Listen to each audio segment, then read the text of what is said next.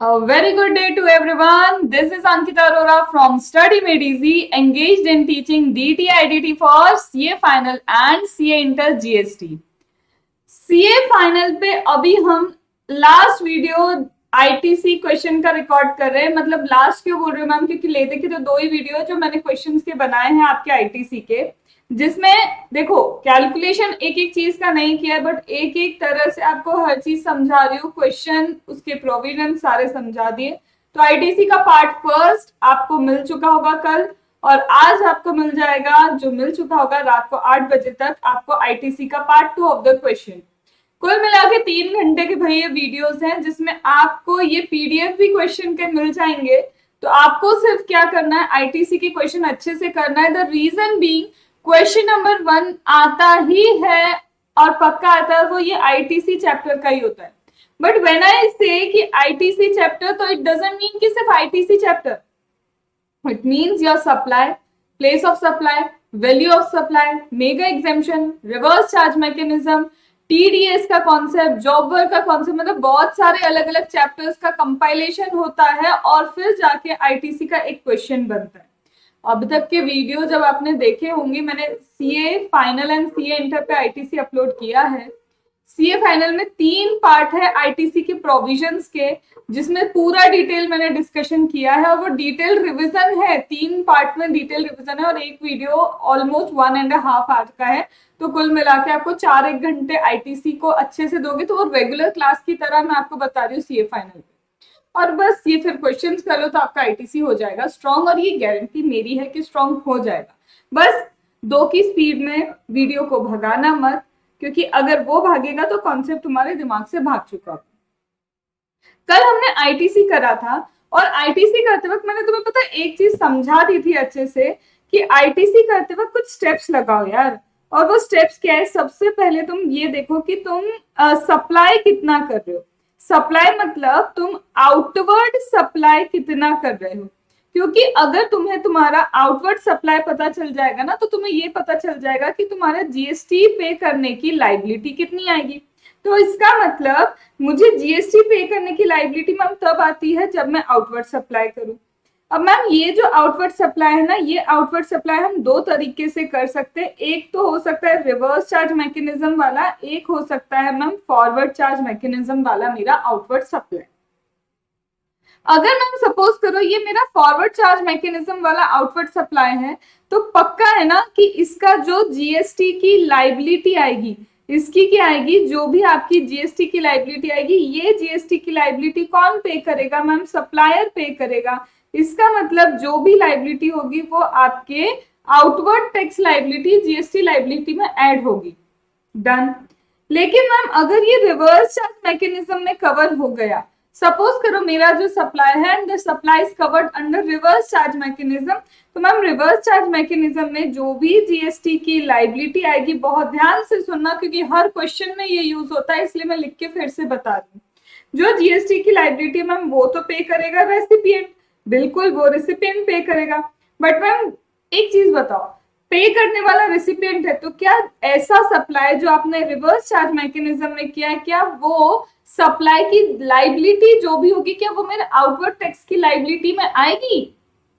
नहीं आएगी, क्योंकि मैम ये रेसिपिएंट के लाइबिलिटी में ये जुड़ जाएगा।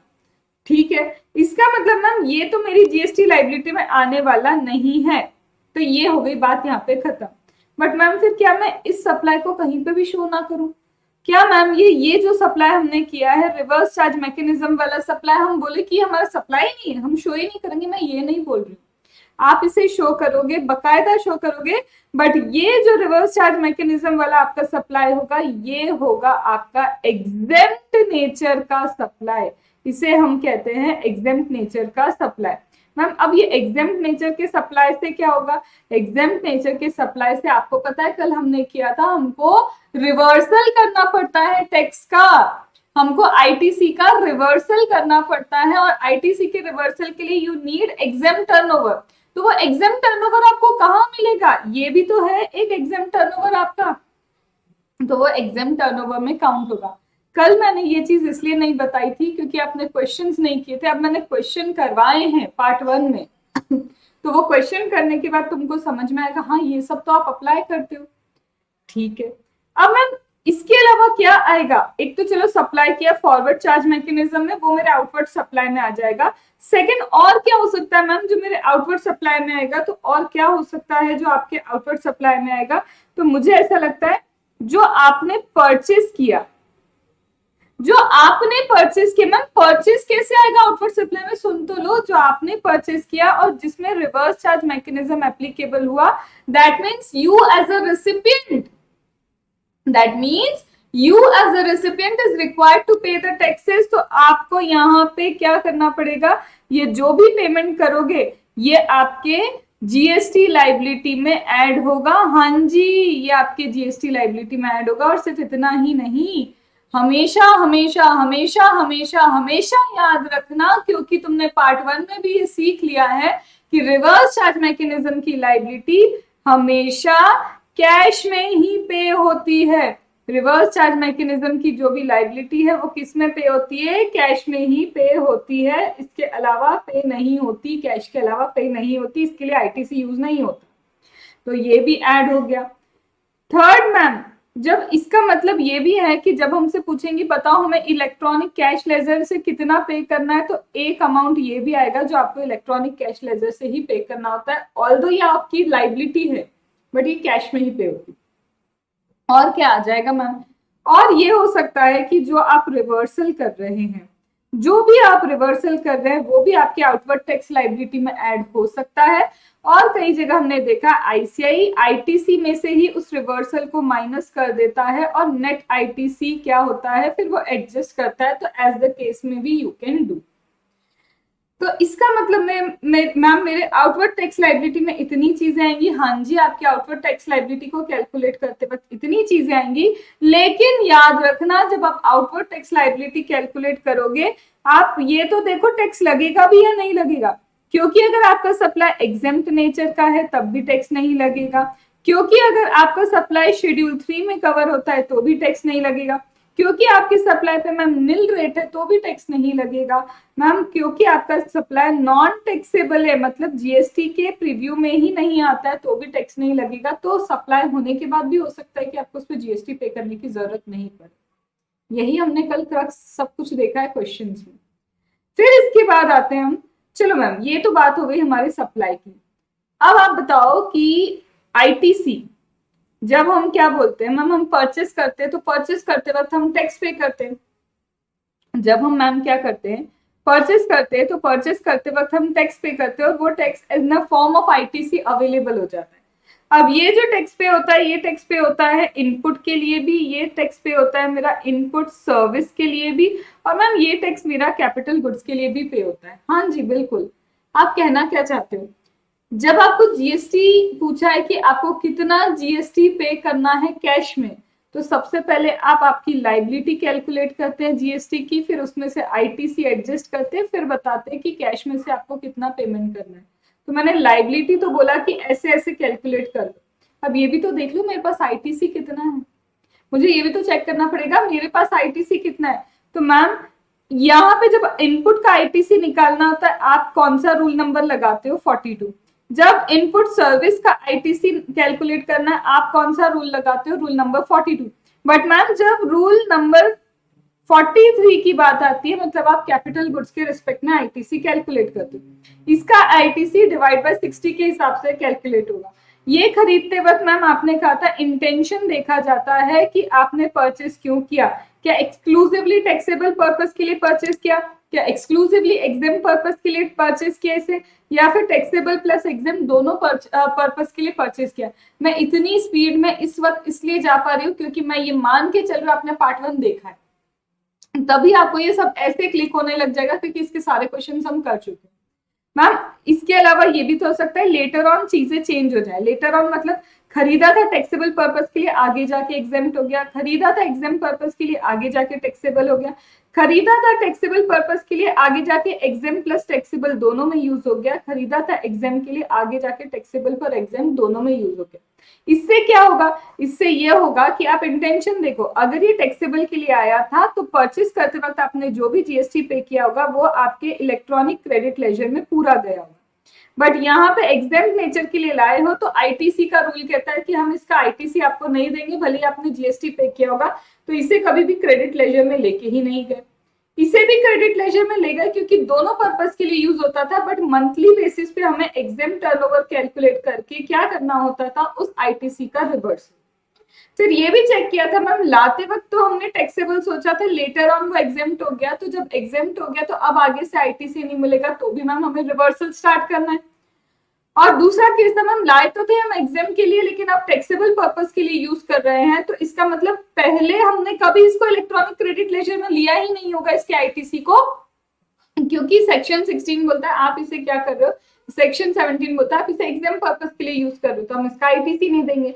आईटीसी नहीं देंगे तो मैम हमने कभी इसको इलेक्ट्रॉनिक क्रेडिट लेजर में लिया ही नहीं होगा। जब आपने इलेक्ट्रॉनिक क्रेडिट लेजर में नहीं लिया इसको, बट आज तो ये टैक्सेबल पर्पस के लिए यूज हो गया, आज तो उस आईटीसी को इलेक्ट्रॉनिक क्रेडिट लेजर में ले ही लेना चाहिए था आपको। अब नहीं लिया है तो कैसे लेंगे, तो बोलते हैं कि पर क्वार्टर 5% से आईटीसी रिड्यूस होगा। मतलब सपोज आपने 2016 में इसको खरीदा था, 2018 में it has changed to exempt taxable purpose, पहले एग्जाम पर्पस के लिए ले था, अब ये टैक्सेबल हो गया, तो इस बीच में जितने भी क्वार्टर आते हैं, what is the number of quarter, 8 quarter आएंगे, तो इसको क्या करना है, पर क्वार्टर 5% आईटीसी रिड्यूस करना है, और रिड्यूस करने के बाद आप क्रेडिट लेजर में इसको लेके जाएंगे। सेम मैम लाए थे टैक्सेबल के लिए तो यहाँ तो क्रेडिट हो चुका है, यहाँ पे रिवर्सल स्टार्ट होगा। लाए थे एग्जाम के लिए बट अब दोनों पर्पस के लिए यूज हो रहा है, तो यहाँ पे कोई 5% क्वार्टर पर क्वार्टर माइनस करके हमको इलेक्ट्रॉनिक क्रेडिट लेजर में लेना।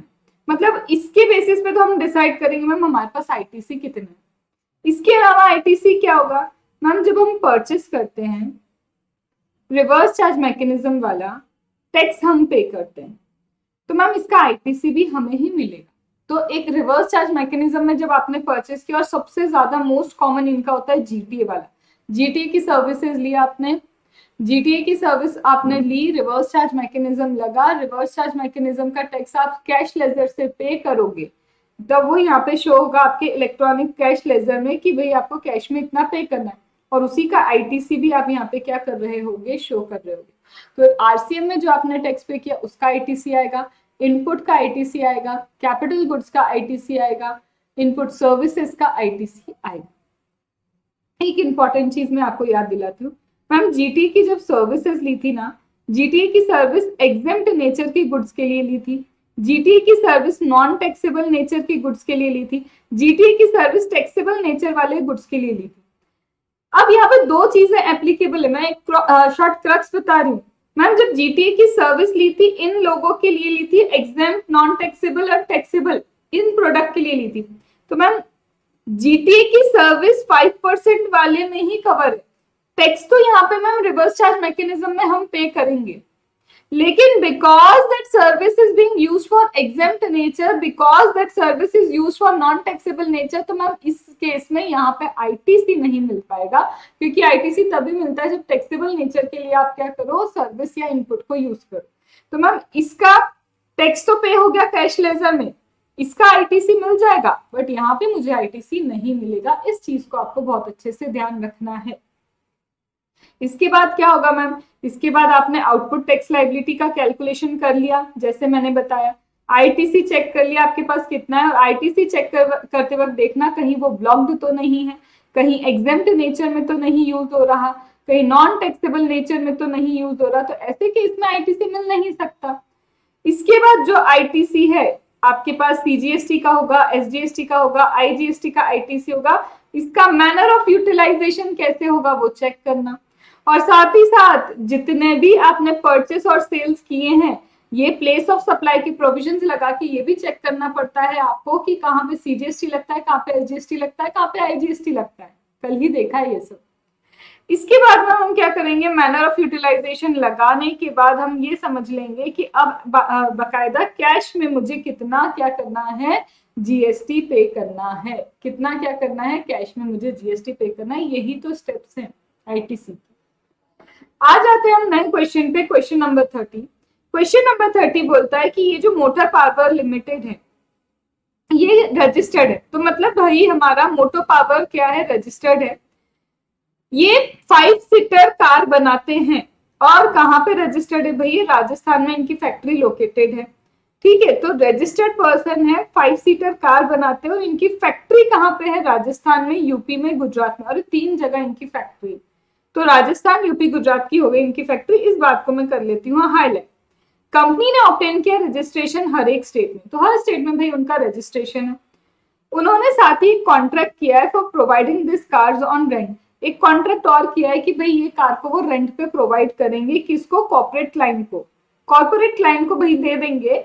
Where in the cost of fuel is included in the value of supply. Where in the cost of fuel is included in the value of supply. मुझे कुछ तो ऐसा याद आ रहा है, शायद रिवर्स चार्ज मैकेनिज्म में कुछ तो किया था जिसमें वो कॉस्ट ऑफ फ्यूल की बातें करता था कि कॉस्ट ऑफ फ्यूल इंक्लूड होना चाहिए, बट वो ये ध्यान रखना था मुझे कि ये motor vehicle on rent passenger वालों के लिए थी या गुड्स के लिए थी।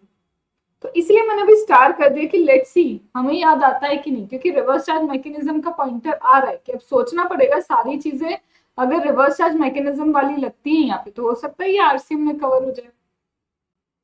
Company reports the following detail for a tax period. एक टैक्स पीरियड गुजरात के रिस्पेक्ट में, फैक्ट्री गुजरात के रिस्पेक्ट में उन्होंने ये सारी चीजें दी। रॉ मटेरियल खरीदा, मतलब ये सब पेमेंट है। पेमेंट के ऊपर जब भी आप पेमेंट करते हो आपको आईटीसी मिलता है और आपको चेक करना पड़ेगा इनमें से कौन सी चीजों का आईटीसी मिलेगा।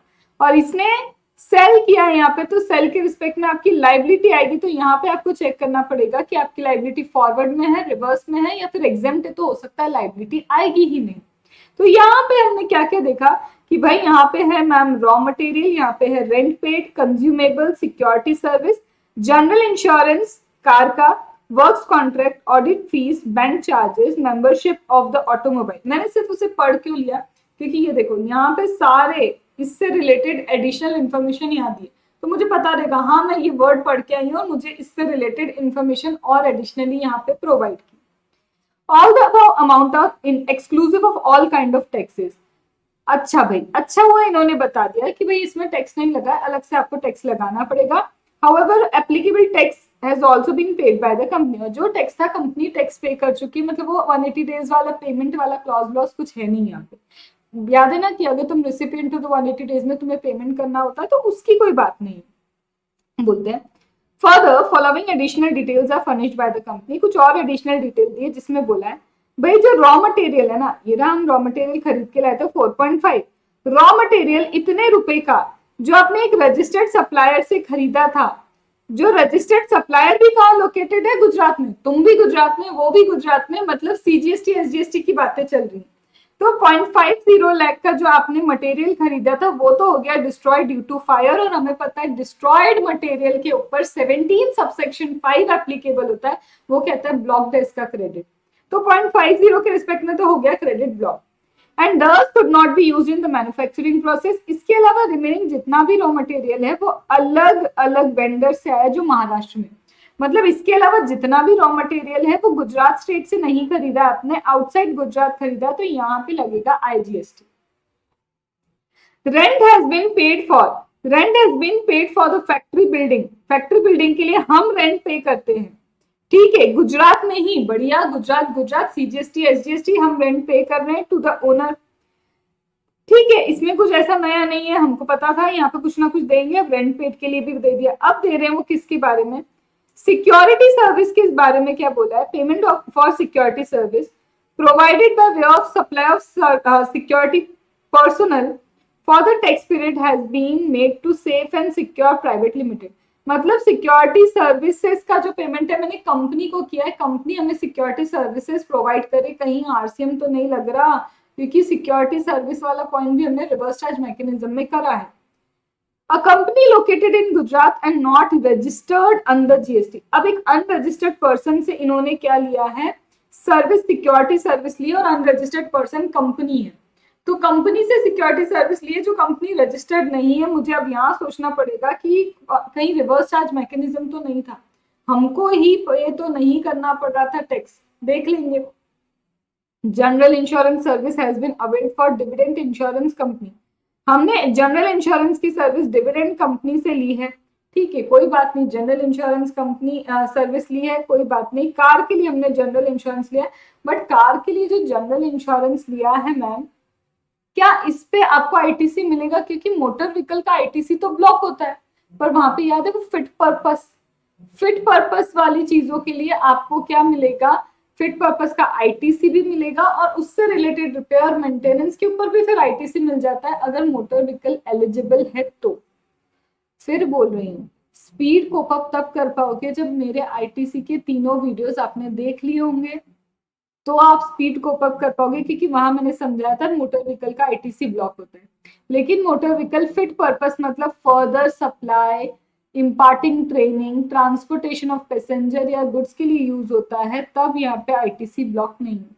तो जैसे ही मोटर व्हीकल पे एलिजिबल हो जाता है आईटीसी, तो इस मोटर व्हीकल पे लिया गया इंश्योरेंस, इस मोटर व्हीकल पे लिया गया रिपेयर मेंटेनेंस का जो आपने इनपुट सर्विस लिया है, उस पे भी आईटीसी आपको मिल जाता है। अब देखते हैं, Works contract service availed from a builder that is in Gujarat has been used by the company for construction of a foundation on which machinery to be used in production process. अब हमने कुछ foundation बनवाया, अब इस foundation के ऊपर machine रखी जाएगी और फिर मशीन को हम यूज करेंगे।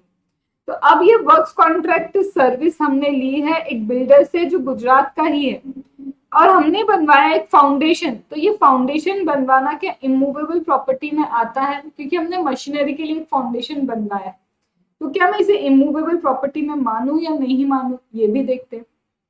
ये बहुत अच्छा क्वेश्चन है, ये बहुत अच्छा क्वेश्चन है, इसमें छोटी छोटी सारी डिटेल लेके रखी है। फिर आगे बोलते हैं, audit fees is paid to the chartered accountant Messrs Pandya and associate, जो रजिस्टर्ड है वेस्ट बंगाल में, जिनका एग्रीगेट टर्नओवर 30 करोड़ है, for conducting statutory audit of the company in preceding financial year. The firm raises an e-invoice without IRN. Firm क्या कर रहा है? Raise कर रहा है e-invoice without IRN. इसका मतलब क्या है? सॉरी, मुझे पॉज लेना पड़ा, एक इंपॉर्टेंट कॉल आ गया था। तो कहाँ पे हम? तो अब ये IRN क्या है? ई इनवॉइस का प्रोविजन याद है? ई इनवॉइस में था कि जब भी आप है ना ई इनवॉइस आप भरते हो तो आपको एक इनवॉइस रेफरेंस नंबर मिलता है, और अगर ये इनवॉइस रेफरेंस नंबर नहीं है ना, तो ये वैलिड इनवॉइस नहीं है। और जब इनवॉइस वैलिड नहीं होता तो सेक्शन 16 ऑफ आईटीसी क्या बोलता है कि आपके पास एक इनवॉइस डॉक्यूमेंट्री एविडेंस होना चाहिए प्रॉपर, और अगर प्रॉपर एविडेंस नहीं है तो कंडीशन ही ये सेक्शन 16 की आपको आईटीसी नहीं देंगे। तो देखना पड़ेगा भाई, ये जो ऑडिट फीस हम दे रहे हैं, इनपुट सर्विस हम ले रहे हैं, इसके ऊपर भी मुझे क्या जीएसटी आईटीसी मिलेगा या नहीं मिलेगा। Then bank charges are towards various services availed by the company during a month with regard to its current account maintain with the money bank registered in Gujarat. तो हमने कुछ बैंक चार्जेस भी पे किए हैं उस बैंक को जो हमारा गुजरात में ही है, करंट अकाउंट के रिस्पेक्ट में। बैंक ने क्या किया? कंसोलिडेटेड इनवॉइस इशू कर दिया at the end of the month. तो बैंक ने हमें क्या दे दिया? कंसोलिडेटेड इनवॉइस दे दिया, जिसमें ये सारी की सारी डिटेल्स हैं। अब ये कंसोलिडेटेड इनवॉइस का यहाँ पे देने का सेंस क्या है? और फिर बोल रहे हैं कि इसमें ये सारी की सारी डिटेल्स हैं, तो इसका मतलब कहीं मैम ये इनवॉइस चैप्टर की बात तो नहीं कर रही कि हमें कुछ इनवॉइस चैप्टर का भी यहाँ पे क्या होना चाहिए? लर्न होना चाहिए। यस, क्योंकि यहाँ पे अभी मैं आपको समझाते वक्त बताऊंगी कि ये डिटेल्स कम से कम 5 चीजें ऐसी हैं जो आपके इनवॉइस में चाहिए ही होती है। अगर वो 5 चीजें आपके इनवॉइस में है तो आपको आईटीसी मिल जाएगा। अब वो 5 चीजें क्या है? डिस्क्रिप्शन दे दो उन गुड्स का, प्रोडक्ट का, जो भी है डिस्क्रिप्शन दे दो, वैल्यू ऑफ सप्लाई बता दो, रेट बता दो, प्लेस ऑफ सप्लाई बता दो, और साथ में जीएसटी अमाउंट कितना है। तो वो बोल रहे ये सारी डिटेल्स देखो ना, जीएसटी कितना चार्ज किया, उसके बाद सर्विस का डिस्क्रिप्शन, उसके बाद जीएसटीएन नंबर दोनों का, और वैल्यू, ये सब चीजें हैं। तो इनवॉइस में जो मेन 4-5 चीजें होनी चाहिए वो सब तो इस कंसोलिडेटेड इनवॉइस में हमें मिल रही है। देन ऑटोमोबाइल एसोसिएशन जो है, ऑटोमोबाइल एसोसिएशन कहाँ रजिस्टर्ड है? गुजरात में। अब ये ऑटोमोबाइल एसोसिएशन क्यों बोला? देखो, मेंबरशिप ऑफ ऑटोमोबाइल एसोसिएशन, उसके लिए हमने इतना पे किया, और ये भी गुजरात में ही है, तो इंट्रा स्टेट नहीं है, ये इंट्रा स्टेट हो गया। यहां तक बातें हो गई हमारी किसकी? जो हमने पेमेंट किया। अब यहां से इन्होंने बातें चालू कर दी, sale in state other than Gujarat, IGST की, एक्सपोर्ट जो किया उसकी बातें कर दी, और एक्सपोर्ट एलयूटी में किया, मतलब यहाँ पे आपने टैक्स पे नहीं किया। फिर बोलते हैं जो कार रेंट इनकम आपको मिलती है that is for renting the car to जमाजे ट्रैवल लिमिटेड। हमने कार रेंट पे दी, किसी को दी जो जमाजे ट्रैवल लिमिटेड है, जो कहाँ रजिस्टर्ड है, गुजरात में। और जब हम उसको कार ऑन रेंट देते हैं, मोटर व्हीकल ऑन रेंट देते हैं, उसका जो कॉस्ट ऑफ फ्यूल है वो किस में इंक्लूड होता है, उस वैल्यू ऑफ सप्लाई में कॉस्ट ऑफ फ्यूल भी इंक्लूडेड है। इसके अलावा बोलते हैं further consumable procured from the registered supplier located in Gujarat. इसके अलावा जो कंज्यूमेबल है, further consumable procured from the supplier of the Gujarat include diesel worth rupees इतना use for running the cars और रेंटेड। अब बोल रहे हैं कि ये जो आपने कंज्यूमेबल प्रोक्योर किया इसमें 0.75 आई गेस इसमें डीजल भी है, और ये डीजल यूज होता है ये गाड़ी वाड़ी चलाने के लिए। अब मैम डीजल पे तो जीएसटी लगता नहीं है, नॉन टैक्सेबल सप्लाई है। अरे देखना पड़ेगा, सब कुछ देखना पड़ेगा। अज्यूम दैट एक्सेप्ट डीजल और नो अदर इनपुट और input service used in providing car rental service. बोलो ऐसा लग रहा है सब कुछ इसी में पूछ लिया। सीरियसली बहुत अच्छा क्वेश्चन है, 2-3 बार लिख के करना। ऐसा लग रहा है सब तो यहीं पे पूछ लिया। फिर बोल रहा है service provided to government administration और under a health training programme. हमने कुछ सर्विसेज गवर्नमेंट को प्रोवाइड की, तो service provided to government under health insurance training, जिसका 51% एक्सपेंडिचर गवर्नमेंट ने किया है। तो हमने गवर्नमेंट को सर्विस प्रोवाइड की और उस सर्विस का 51% एक्सपेंडिचर गवर्नमेंट ने किया, ये हो गया मेगा एग्जम्पशन का पॉइंट। इसके अलावा आईटीसी में मैम हमारे पास कितना ओपनिंग बैलेंस है, तो इनपुट टैक्स क्रेडिट का मेरे पास ये ओपनिंग बैलेंस है। हमको बोला है आप कंप्यूट करके दो कि आईटीसी कितना अवेलेबल है इट्स टैक्स पीरियड के लिए, और आपको कितना जीएसटी पे करना पड़ेगा कैश लेजर से। तो ले दे के बात तो वही पूछ ली भाई, आईटीसी निकाल लो, मतलब परचेज जितना किया उस पर आईटीसी कितना अवेलेबल है वो बता दो, और ये बता दो कि तुमको तुम्हारे कैश लेजर से पेमेंट कितना करना पड़ेगा। नोट्स में क्या दिया है, CGST, SGST, IGST rates are all inward and outward supplies 9, 9 and 18। तो ये रेट दे दिया। रिवर्स चार्ज मैकेनिज्म, अरे ये क्या दे दिया मैम, अच्छा वही रेंटिंग ऑफ मोटर व्हीकल, उसके लिए बोला है कि उसका रेट कितना है 5%। मतलब कहीं ना कहीं ये क्लियर हिंट हो गई कि ये रिवर्स चार्ज मैकेनिज्म का। अभी आगे और देखेंगे। It's important to note that the credit of input tax credit on goods and service used in supplying the service of transportation of passenger designed to carry passenger। यहाँ वो बता रहे हैं कि ये जो मोटर व्हीकल है ना, ये मोटर व्हीकल जो आपने रेंट पे दे रहे हो, it is for carrying of passenger. Motor vehicle renting for passenger, cost of fuel भी उसके अंदर है।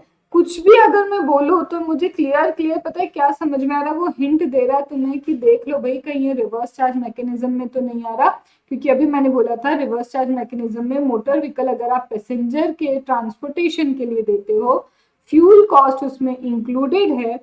और साथ ही साथ यहाँ पे देने वाला कौन हो सकता है, कोई भी पर्सन हो सकता है, बॉडी कॉर्पोरेट नहीं, और लेने वाला कोई भी पर्सन हो सकता है।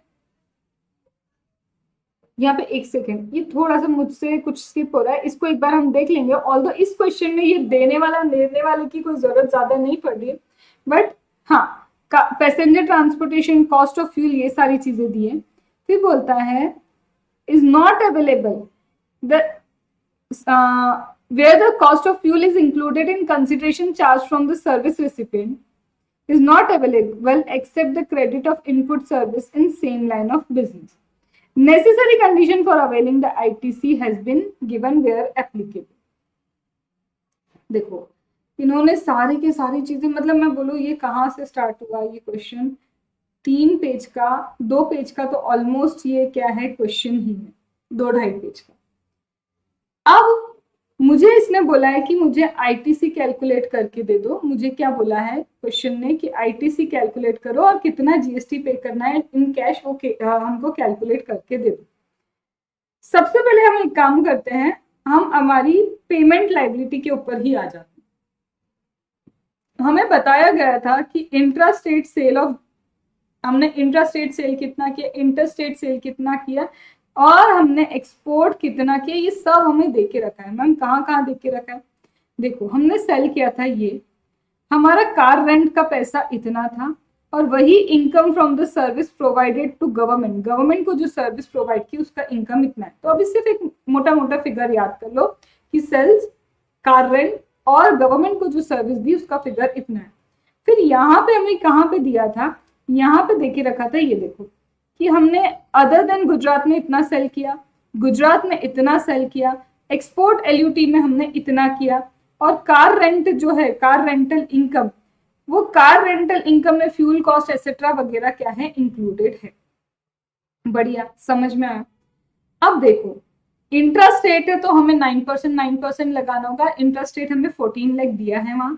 इंटर स्टेट, ठीक है, यहाँ इंटर स्टेट लिखना चाहिए, not intra. Inter state sales that is other than Gujarat में कितनी है, 6 लाख, जिसका मतलब है 18% पे हमारा यहाँ पे जीएसटी आएगा।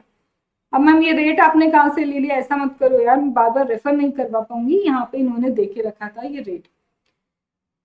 यहाँ पे एक्सपोर्ट एलयूटी में किया मैम, एक्सपोर्ट एलयूटी में किया, इसका मतलब आपने तो टैक्स ही पे नहीं किया, बिल्कुल आपको इसे टर्नओवर में तो लेना है, बट यहाँ पे कोई टैक्स पे नहीं होगा।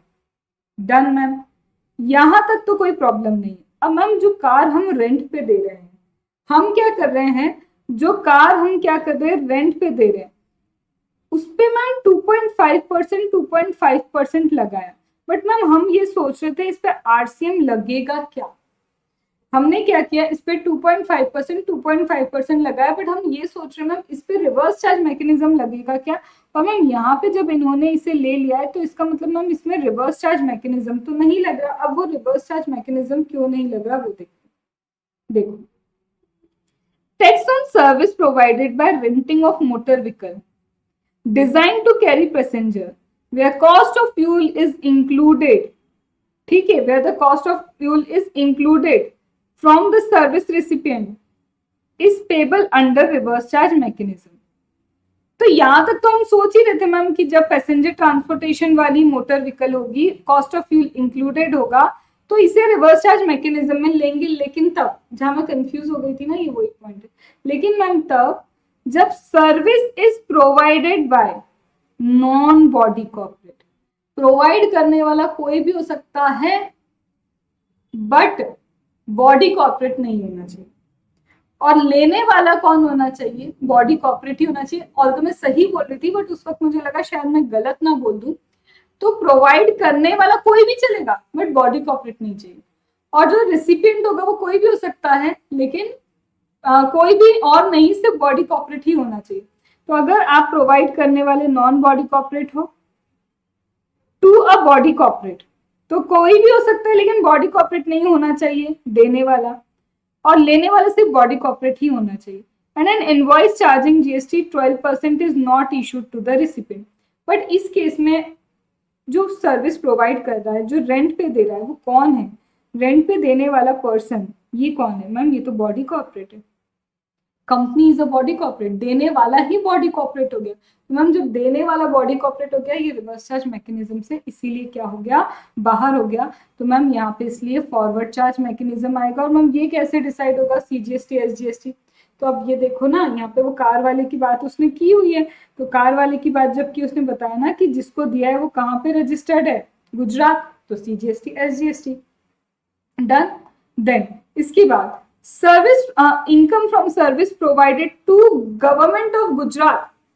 अब हमने क्या है, सर्विस गुजरात गवर्नमेंट को प्रोवाइड की, और मैम आपने यहाँ बोला था यहाँ आना चाहिए मेगा एग्जामिशन, कोई तो पॉइंट होगा जो मेगा एग्जामिशन का आना चाहिए, बट मैम यहाँ पे मेगा एग्जामिशन का कोई पॉइंट क्यों नहीं आया, मतलब यहाँ टैक्सेबल क्यों हो गया फिर से ये। तो अब देखते हैं, यहाँ हमने सर्विसेज दी गुजरात गवर्नमेंट को, हमने क्या दिया, सर्विस किसको दी, गुजरात गवर्नमेंट को। अब गुजरात गवर्नमेंट को जब सर्विस दी तो फिर ऐसा क्या हुआ कि इसे एग्जेम्प्ट नहीं किया गया, क्योंकि इन्होंने 51% से ज्यादा एक्सपेंडिचर तो इन्होंने ही किया। तो सर्विस जब आप central government, state government, union territory को देते हो अंडर अ ट्रेनिंग प्रोग्राम जिसमें 75% या उससे ज्यादा एक्सपेंडिचर ये करेंगे, वो एग्जेम्प्ट होता है। और यहाँ तो सिर्फ 51% का एक्सपेंडिचर कर रहा है, दैट इज लेस देन 75। तो यहाँ पे है तो मेगा एग्जेम्पशन मैम, पर इन्होंने क्या चेंज कर दिया, परसेंटेज चेंज कर दिया, अब मैम ये हो गया टैक्सेबल, और टैक्सेबल हो गया तो ये हमने निकाल लिया, और गुजरात गवर्नमेंट को दिया तो हम फिर से सीजीएसटी एसजीएसटी, इसमें तो हम कंफ्यूज नहीं हुए। डन यहां तक। मैम इसके बाद क्या है? इसके बाद कुछ नहीं, इसके बाद आरसीएम में तो कुछ आ ही नहीं रहा है, मुझे अब डायरेक्ट देखना है मेरा आईटीसी। अब आईटीसी की कैलकुलेशन पे आते हैं, फिर आईटीसी का मैनर ऑफ यूटिलाइजेशन यहाँ पे करके हम बता देंगे कि कैश लेजर से भाई तुमको कितना पेमेंट करना है। तो आ जाते हैं हम आईटीसी के ऊपर। ओपनिंग बैलेंस तो मैम हम जानते हैं कि दिया हुआ था, इसमें कोई प्रॉब्लम नहीं है, ओपनिंग बैलेंस है। रॉ मटेरियल में याद आया मैम 50,000 डिस्ट्रॉय हुआ था, और जो 50,000 डिस्ट्रॉय हुआ था 17 सबसेक्शन 5 क्या बोलता है कि उसके ऊपर हम क्या नहीं देंगे, ब्लॉक कर देंगे क्रेडिट, आपको उसका क्रेडिट नहीं मिलेगा। मैम इसके बाद rent paid for factory building, factory building के लिए हमने जो रेंट पे किया, तो मैम जो रेंट आपने फैक्ट्री बिल्डिंग के लिए पे किया उसमें तो कुछ था नहीं, उसमें भी था कुछ। रेंट जो आप पे कर रहे हो factory building located in Gujarat to the owner in Gujarat, और किसको दे रहे हो? जो ओनर कहाँ पे? गुजरात में ही है, ठीक है। तो रेंट जो भी आप पे कर रहे हो आप बिजनेस के लिए यूज कर रहे हो, आज सेक्शन 16 मतलब कोर्स वर्जन ऑफ बिजनेस में यूज कर रहे हो, सारी की सारी आपकी कंडीशन फुलफिल होती है, आईटीसी आपको मिल जाएगा। और मैम रेंट पे भी कितना किया हमने? 1 लाख ही पे किया, कोई इसमें प्रॉब्लम है ही नहीं। मैम हमने कंज्यूमेबल प्रोक्योर किए, याद करो इस कंज्यूमेबल में डीजल भी है, तो वो डीजल का अमाउंट हटा दो क्योंकि डीजल पे आपका जीएसटी नहीं लगता है, बाकी चीजों पे जीएसटी आपने लगाया, पे किया और उसका आईटीसी मिलेगा, कोई रोक नहीं है। मैम सिक्योरिटी सर्विस का क्या था? सिक्योरिटी सर्विस हमने ली किसी बॉडी कॉर्पोरेट से, राइट। सिक्योरिटी सर्विस वाला पॉइंट एक बार अपन वापस लेके चलते हैं। हमने मैम सिक्योरिटी सर्विस ली, और वो सिक्योरिटी सर्विस हमने किससे ली थी? कहाँ गया भाई वो सिक्योरिटी सर्विस? ये रहा।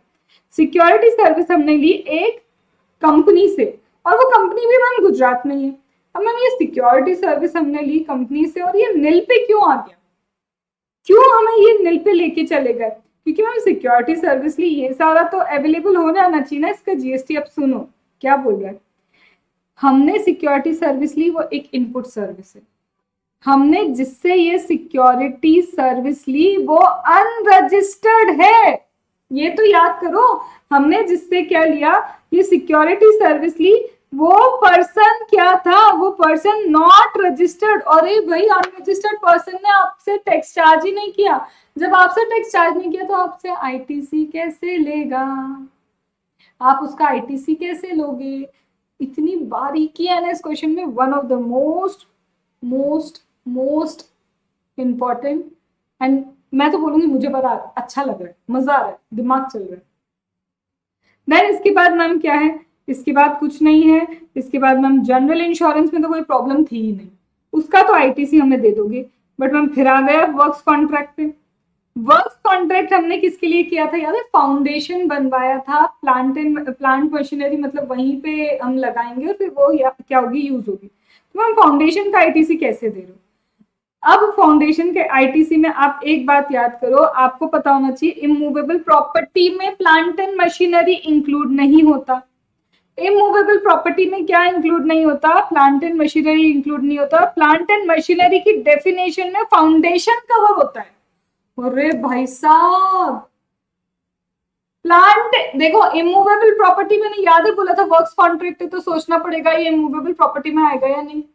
Immovable property does not include your plant and machinery, but plant and machinery की डेफिनेशन में फाउंडेशन इंक्लूड होता है, तो ऑटोमेटिकली इसका मतलब ये foundation is plant and machinery, और यहाँ पे इमूवेबल प्रॉपर्टी ये नहीं है।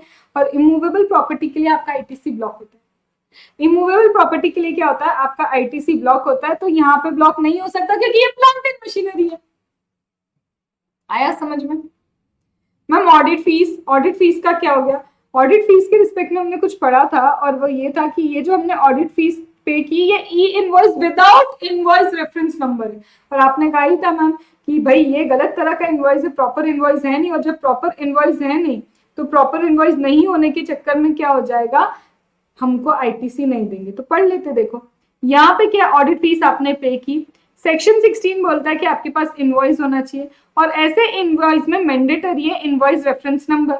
तो जब इनवॉइस रेफरेंस नंबर है ही नहीं तो वो प्रॉपर इनवॉइस ट्रीट नहीं होता, जब प्रॉपर इनवॉइस ट्रीट नहीं होता तो नहीं मिलेगा आईटीसी, क्योंकि तुम्हारे पास इनवॉइस नहीं है दादाजी, ठीक है। देन इसके बाद आते हैं बैंक चार्जेस के ऊपर। बैंक चार्जेस में उन्होंने क्या बोला, हमने बैंक चार्जेस पे किए हैं किसी करंट अकाउंट के रिस्पेक्ट में, और हमको कंसोलिडेटेड इनवॉइस मिल गया था, और कंसोलिडेटेड इनवॉइस में इंपॉर्टेंट जो चीजें चाहिए होती ना वो सब उसमें लिखी हुई थी, तो इसलिए इसका आईटीसी में कोई रोक टोक नहीं होगी। मैम ऑटोमोबाइल की मेंबरशिप हमने ली, वो ऑटोमोबाइल की उन्होंने बोला था वो कहाँ पे रजिस्टर्ड है, गुजरात में रजिस्टर्ड है, तो गुजरात में रजिस्टर्ड है तो उसका आईटीसी सीजीएसटी एसजीएसटी के रूप में मिल जाएगा। इन सब चीजों का आपको करना होगा यहाँ पे टोटल, और ये टोटल आएगा यहाँ पे। अब याद करो मैनर ऑफ यूटिलाइजेशन, आईजीएसटी वाले का पहले पूरे आईजीएसटी के लिए यूटिलाइजेशन कर लो, फिर उसके बाद सीजीएसटी वाले का पहले सीजीएसटी के लिए करो, एसजीएसटी वाले का एसजीएसटी के लिए करो, फिर कुछ बचता है तो आपस में इधर उधर कर सकते हो, लेकिन सीजीएसटी वाले का यूटिलाइजेशन एसजीएसटी के लिए नहीं होता और एसजीएसटी का यूटिलाइजेशन सीजीएसटी के लिए नहीं होता। This complete my question number 30, one of the most important. और मुझे मजा आ गया, ये मेरे चेहरे से दिख रहा होगा कि ये होता है क्वेश्चन। और जब आरटीपी आप नवंबर 22 की देख के बोलते हो यार क्या ही क्वेश्चन है, उस वक्त ऐसे ही था, क्या डिटेल में पूछा, वो डिटेल में नहीं पूछा, आपने लिंकेज वाइज नहीं पढ़ा है। और मुझे कोई मार्केटिंग नहीं करनी मेरी, कुछ नहीं, और मैं क्लियर एक चीज आज भी बोल रही हूँ, ये क्वेश्चन टफ नहीं है, आपकी कॉन्सेप्ट वीक है अगर आप इसको समझ नहीं पाए।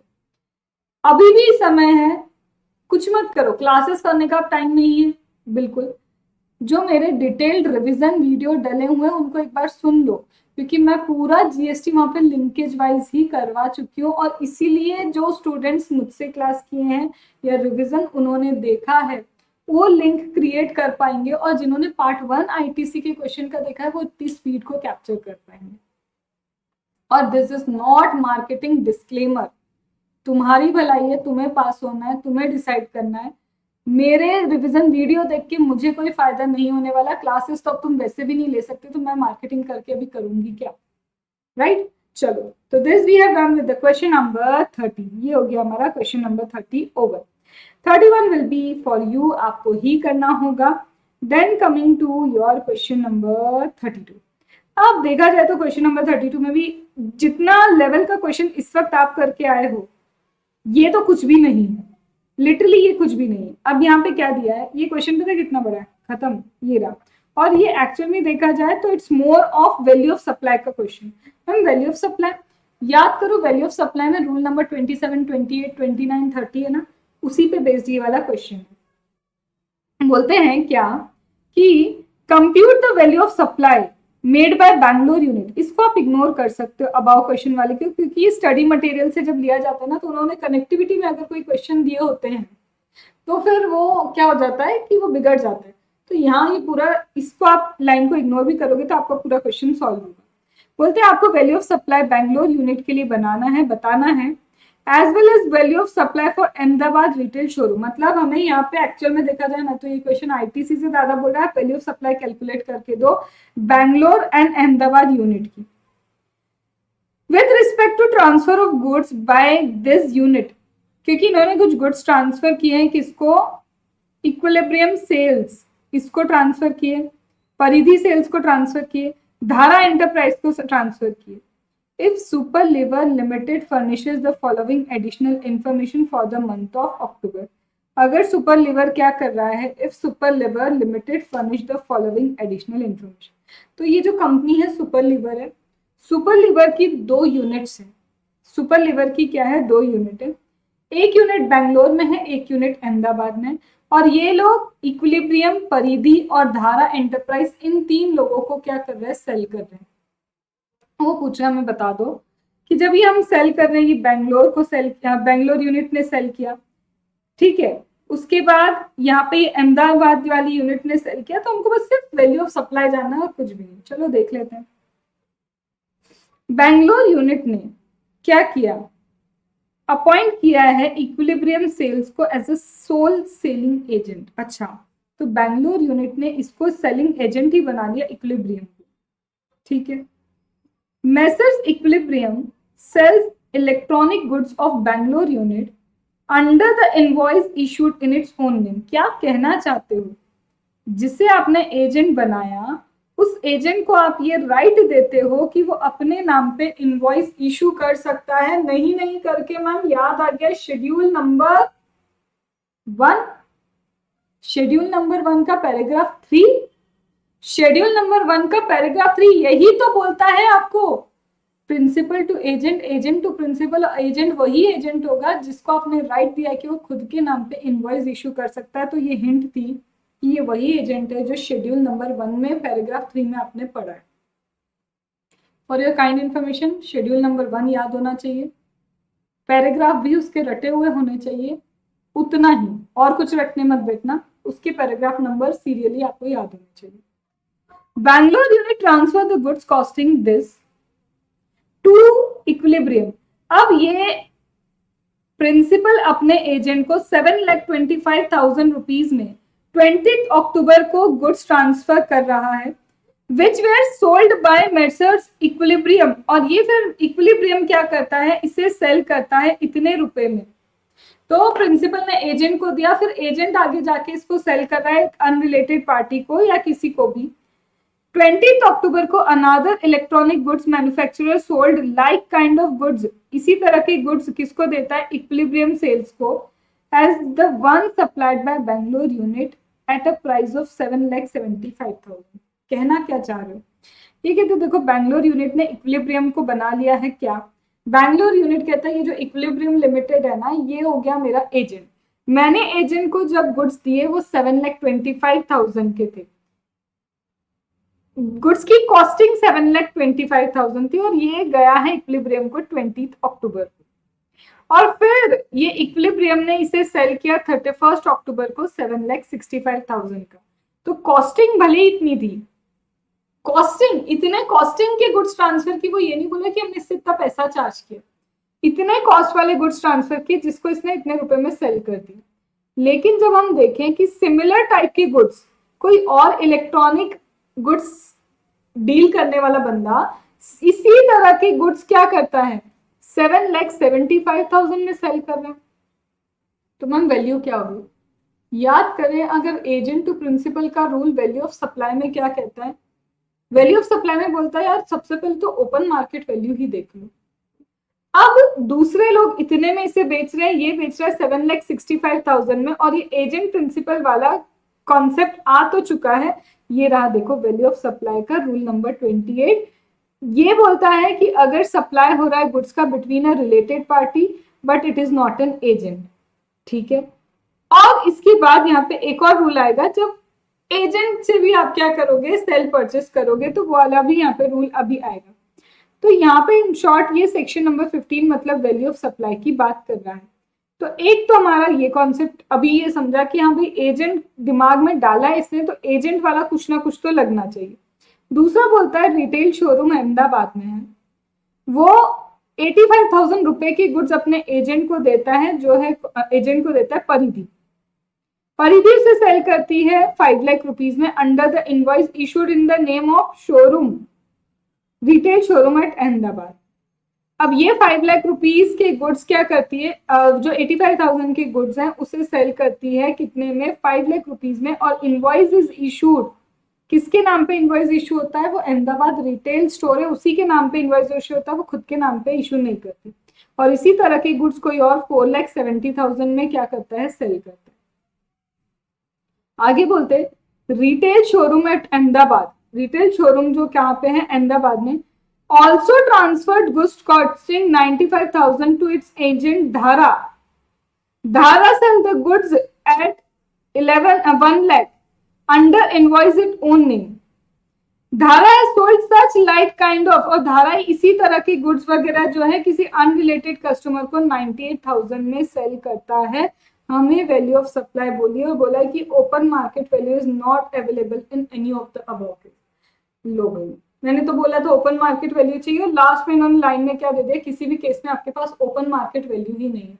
ये वाला कॉन्सेप्ट तब तक याद नहीं आएगा जब तक वैल्यू ऑफ सप्लाई नहीं होगा। तो इसमें जितनी थ्योरी देते हैं एक बार अपन पढ़ लेते हैं ताकि आपका वैल्यू ऑफ सप्लाई का छोटा सा रिविजन हो जाए।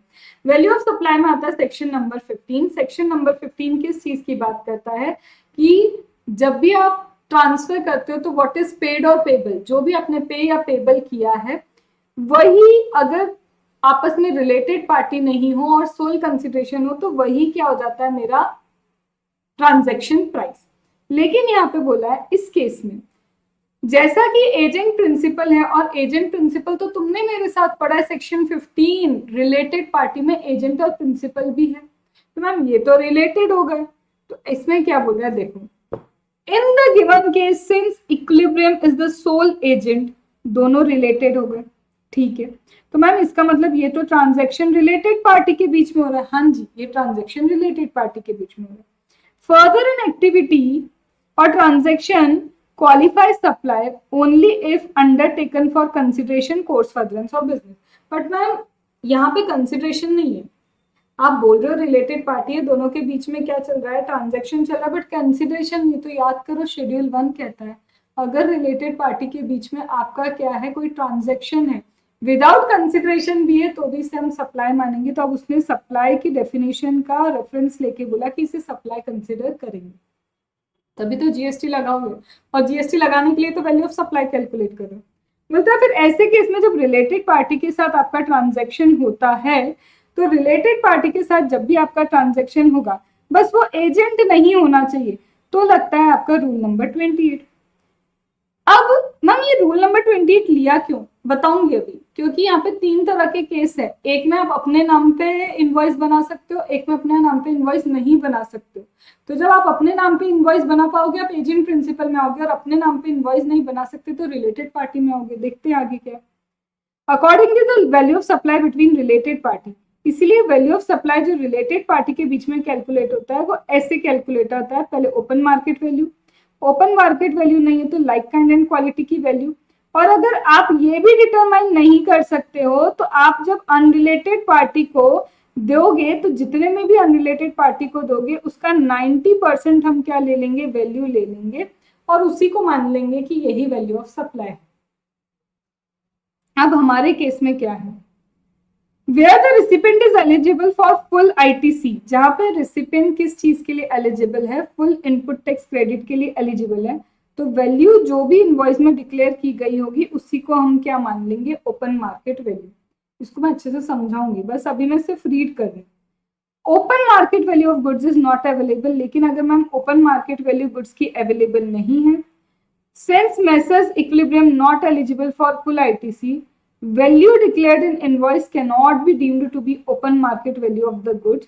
Since messrs further supply the goods, the value of goods will be lower of either value like kind and quality 90%। भाई क्या लिख दिया है, कुछ भी समझ नहीं आ रहा, ये क्वेश्चन कुछ भी समझ नहीं आ रहा। अभी तक जितना भी किया बस ऐसा लग रहा है बोलते जा रहे हो बोलते जा रहे हो बोलते जा रहे हो, हमको तो कुछ भी समझ नहीं आया इसका। फिर इसके बाद अभी सेकंड केस और बचा है, उस सेकंड केस को भी हमें करना है। और सेकंड केस में ये क्या लगा रहे हैं, सेकंड केस में प्रिंसिपल एजेंट का रूल लगा रहे हैं। तो सेकंड केस में प्रिंसिपल एजेंट का रूल लगा रहे हैं, और प्रिंसिपल एजेंट का रूल लगा के ये आगे का सोल्यूशन कर रहे हैं। और यहाँ लग रहा है रूल नंबर 29। मैम कहाँ आईटीसी करते थे, कहाँ वैल्यू ऑफ सप्लाई पे पहुंचा दिया। शांति रखो, सुकून रखो। अब इस क्वेश्चन का मैंने सिर्फ अभी एक ऊपर ऊपर से क्रक्स दिया है।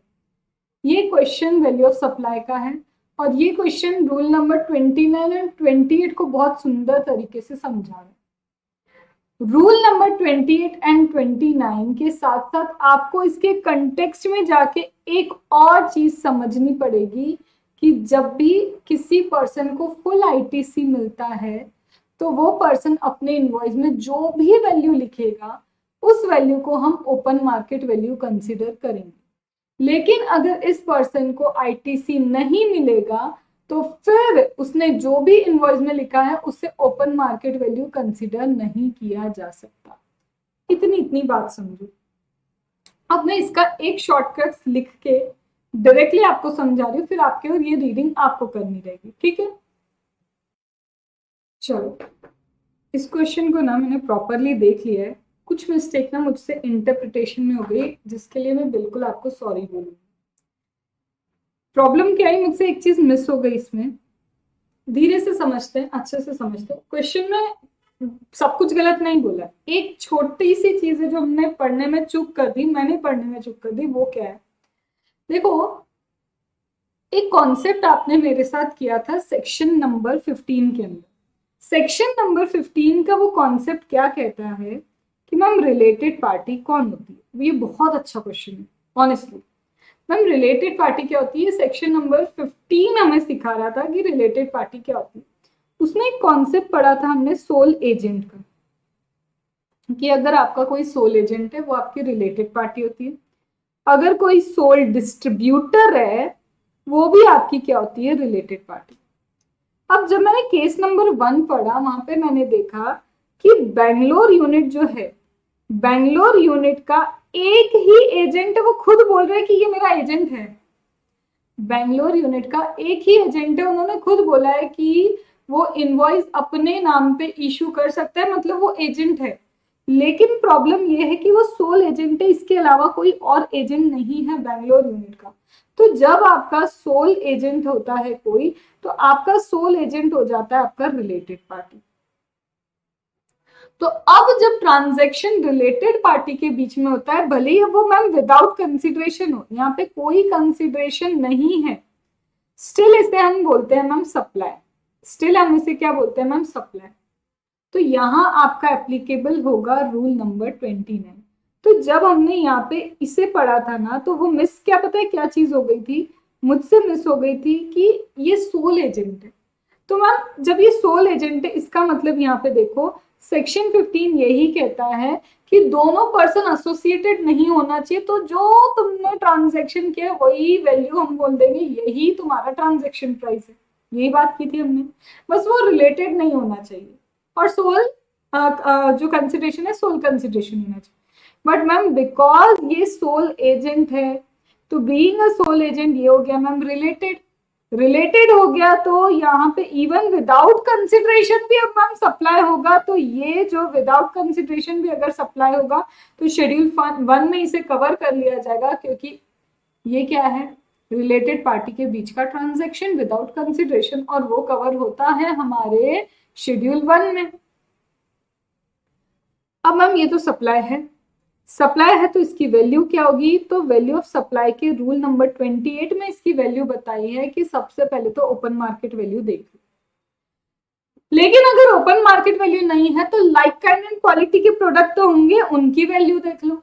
चलो भाई वो भी नहीं है, तो जितना भी कॉस्ट लगा होगा इन चीजों को बनाने में या खरीदने में, उसका डायरेक्ट 110% करो और बोलो यही वैल्यू, मतलब प्रॉफिट ऐड कर दो 10%। लेकिन अगर ये भी नहीं है तो क्या? लेकिन अगर ये भी नहीं है तो क्या? ये भी नहीं है तो क्या मतलब? मैम ओपन मार्केट वैल्यू नहीं है, लाइक काइंड एंड क्वालिटी तो है हमारे पास, बट एक और ऑप्शन दिया है इन्होंने पता है क्या ऑप्शन दिया है? कि ये जो एजेंट है, ठीक है, ये आपका रिलेटेड पार्टी है, तो सप्लायर ने रिलेटेड पार्टी को दिया प्रोडक्ट, बोलते ये रिलेटेड पार्टी जब किसी अनरिलेटेड पार्टी को सेल करेगी और अपनी इनवॉइस में जो वैल्यू लिखेगी वही वैल्यू का 90% जो है आप ले लेना, उसको अपनी वैल्यूएशन बना लो। ठीक है, तो उन्होंने बोला एक ऑप्शन दिया है सप्लायर को कि देखो ये जो रिसिपिएंट है जब अनरिलेटेड पार्टी को सेल करेगा तो जितने में उसने सेल किया होगा उसका 90% लेना, और अगर ये रिसिपिएंट को आईटीसी मिलता है, फुल आईटीसी, तो जो वैल्यू उसने इनवॉइस में लिखी होगी ना वही वैल्यू हम कंसीडर कर लेंगे कि ये इसकी ओपन मार्केट वैल्यू है, और उसका 90% ले लेंगे। प्रॉब्लम क्या है? बिकॉज यहाँ कंसिडरेशन है नहीं। जब मैम कंसिडरेशन है नहीं तो एजेंट ने जब इन गुड्स को लिया होगा इसने कोई टैक्स पे किया ही नहीं, तो इसको आईटीसी मिलने वाला नहीं। तो मैम यहाँ पे आईटीसी मिलेगा नहीं, तो जो इनवॉइस में वैल्यू लिखी है वो ओपन मार्केट वैल्यू नहीं हो सकती। तो ऐसे केस में बोलते हैं कि यहाँ पे जब ये सेल करे, एक तो लाइट काइंड एंड क्वालिटी देख लो कितना आ रहा है, और जब ये किसी तीसरे को सेल करेगा, ये गुड्स क्या करेगा? तीसरे को सेल करेगा जिसमें जो इसने वैल्यू लगा के रखी होगी उसका फिर 90% ले लेना। तो फिर हम उसका क्या ले लेंगे? 90%। अब ऑब्वियसली तुम वैल्यू तो कम ही लेना पसंद करोगे ना, दो ऑप्शन है तो लाइक काइंड एंड क्वालिटी की वैल्यू या फिर अनरिलेटेड को जो भी सेल करेगा उसका 90% तुम लोगे, तो तुम कम ही लेना पसंद करोगे ना, तो इसमें से जो भी लोअर होगी वो तुम्हारी वैल्यू। ये हो गया पहले का डिस्कशन। डिस्कशन नंबर 2, यहाँ पे इसमें देखो, यहाँ पे इसके एक नहीं दो एजेंट है, इसके पास एक एजेंट नहीं है ये भी इसका एजेंट है, ये भी इसका एजेंट है, तो सोल एजेंट वाला प्रिंसिपल खत्म हो गया, सोल एजेंट वाली बात ही खत्म हो गई। लेकिन यहाँ हम प्रिंसिपल एजेंट वाली बात तो चालू हो जाएगी। बिल्कुल, अगर आपने अपने एजेंट को ये राइट दिया है कि भाई सुन, तू अपने नाम पे इनवॉइस बना सकता है, तो शेड्यूल 1 कहता है प्रिंसिपल एजेंट रिलेशनशिप स्टैब्लिश हुआ विदाउट कंसिडरेशन भी अगर तुमने सप्लाई किया होगा तो वो सप्लाई माना जाएगा और उसका वैल्यूएशन होगा फिर रूल नंबर 29 के अकॉर्डिंग। फिर रूल नंबर 29 के अकॉर्डिंग क्या होगा, उसका वैल्यूएशन होगा। लेकिन मैम इसी में दिया था, एक एजेंट को राइट नहीं दिया। एक एजेंट क्या करता है पता है, वो शोरूम के नाम पे ही इनवॉइस बना के चीजों को सेल करता है। तो ऐसे केस में क्या होगा, ऐसे केस में मैम जब वो इनवॉइस शोरूम के नाम पे ही बना रहा है, इसका मतलब वो एजेंट नहीं है, इसका मतलब मैम वो प्रिंसिपल एजेंट रिलेशनशिप नहीं है, इसका मतलब मैम प्रिंसिपल एजेंट रिलेशनशिप ही नहीं है, तो भले ही फिर विदाउट कंसिडरेशन हुआ शेड्यूल 1 नहीं लग पाएगा और ये सप्लाई ही नहीं है, और जब सप्लाई ही नहीं है तो जीएसटी एप्लीकेबल नहीं होगा। यही इसका एक्सप्लेनेशन है, यही था यहाँ पे। अच्छा क्वेश्चन है, बट वो एक चीज की जो मेरी मिस्टेक हुई सोल एजेंट की, उसके कारण हमारा थोड़ा टाइम लग गया। लेकिन अब आप इसको रीड कर सकते हो एलडीआर। ये वाला रिपीट क्वेश्चन है, पहले भी हम ऐसा कर चुके हैं। This is all together a repeat question.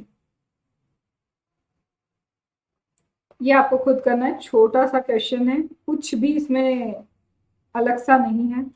35 भी you have to do by yourself. अब यहाँ पे ना एक मिस्टेक पता है क्या हो गई, यहाँ पे भी भाई साहब ने 35 लिखा है, मेरे टाइपराइटर भाई साहब ने, और यहाँ पे भी उन्होंने क्या कर दिया 30। यहाँ पे मतलब पीछे से जब आओगे ना आपको समझ में आएगा नंबरिंग मिस्टेक है। एक ही नंबर उन्होंने 2 बार लिख दिया था, तो मैं उसको करेक्शन करते करते, क्योंकि मेरी आदत है मैं बुक को हमेशा क्वेश्चंस लास्ट से स्टार्ट करती हूँ, तो लास्ट से स्टार्ट किया तो वो थोड़ी सी मिस्टेक दिख रही थी।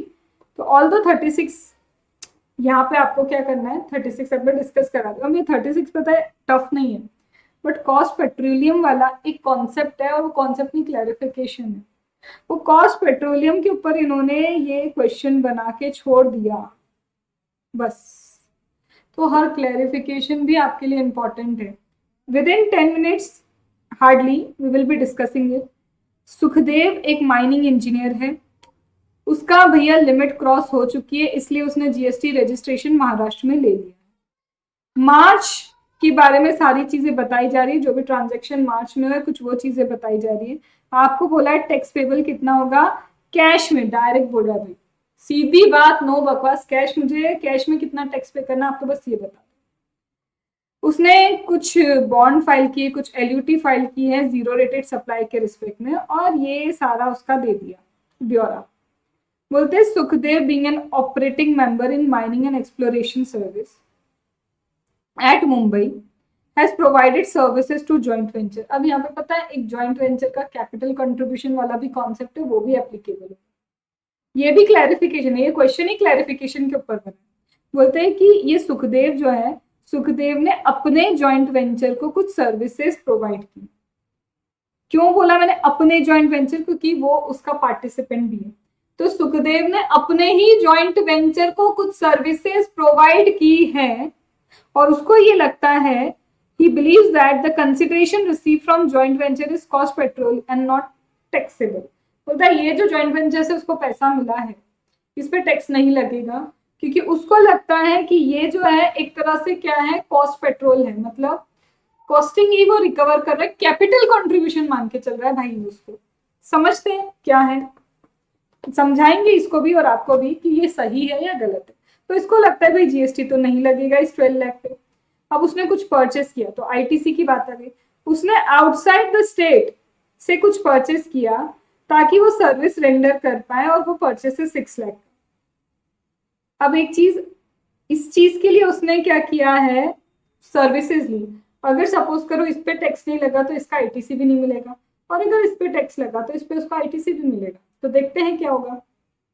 उसने साथ में लीगल ओपिनियन लिया है किसी एडवोकेट से, ताकि वो कॉन्ट्रैक्ट में एंटर कर पाए जेबी में। तो लीगल एक रजिस्टर्ड पर्सन ने एडवोकेट से सर्विस ली है, तो रजिस्टर्ड पर्सन जब हम एडवोकेट से सर्विस लेता है, आरसीएम तो नहीं आ रहा, चेक कर लेंगे कि कहीं मैम ये रिवर्स चार्ज मैकेनिज्म तो नहीं हो जाएगा।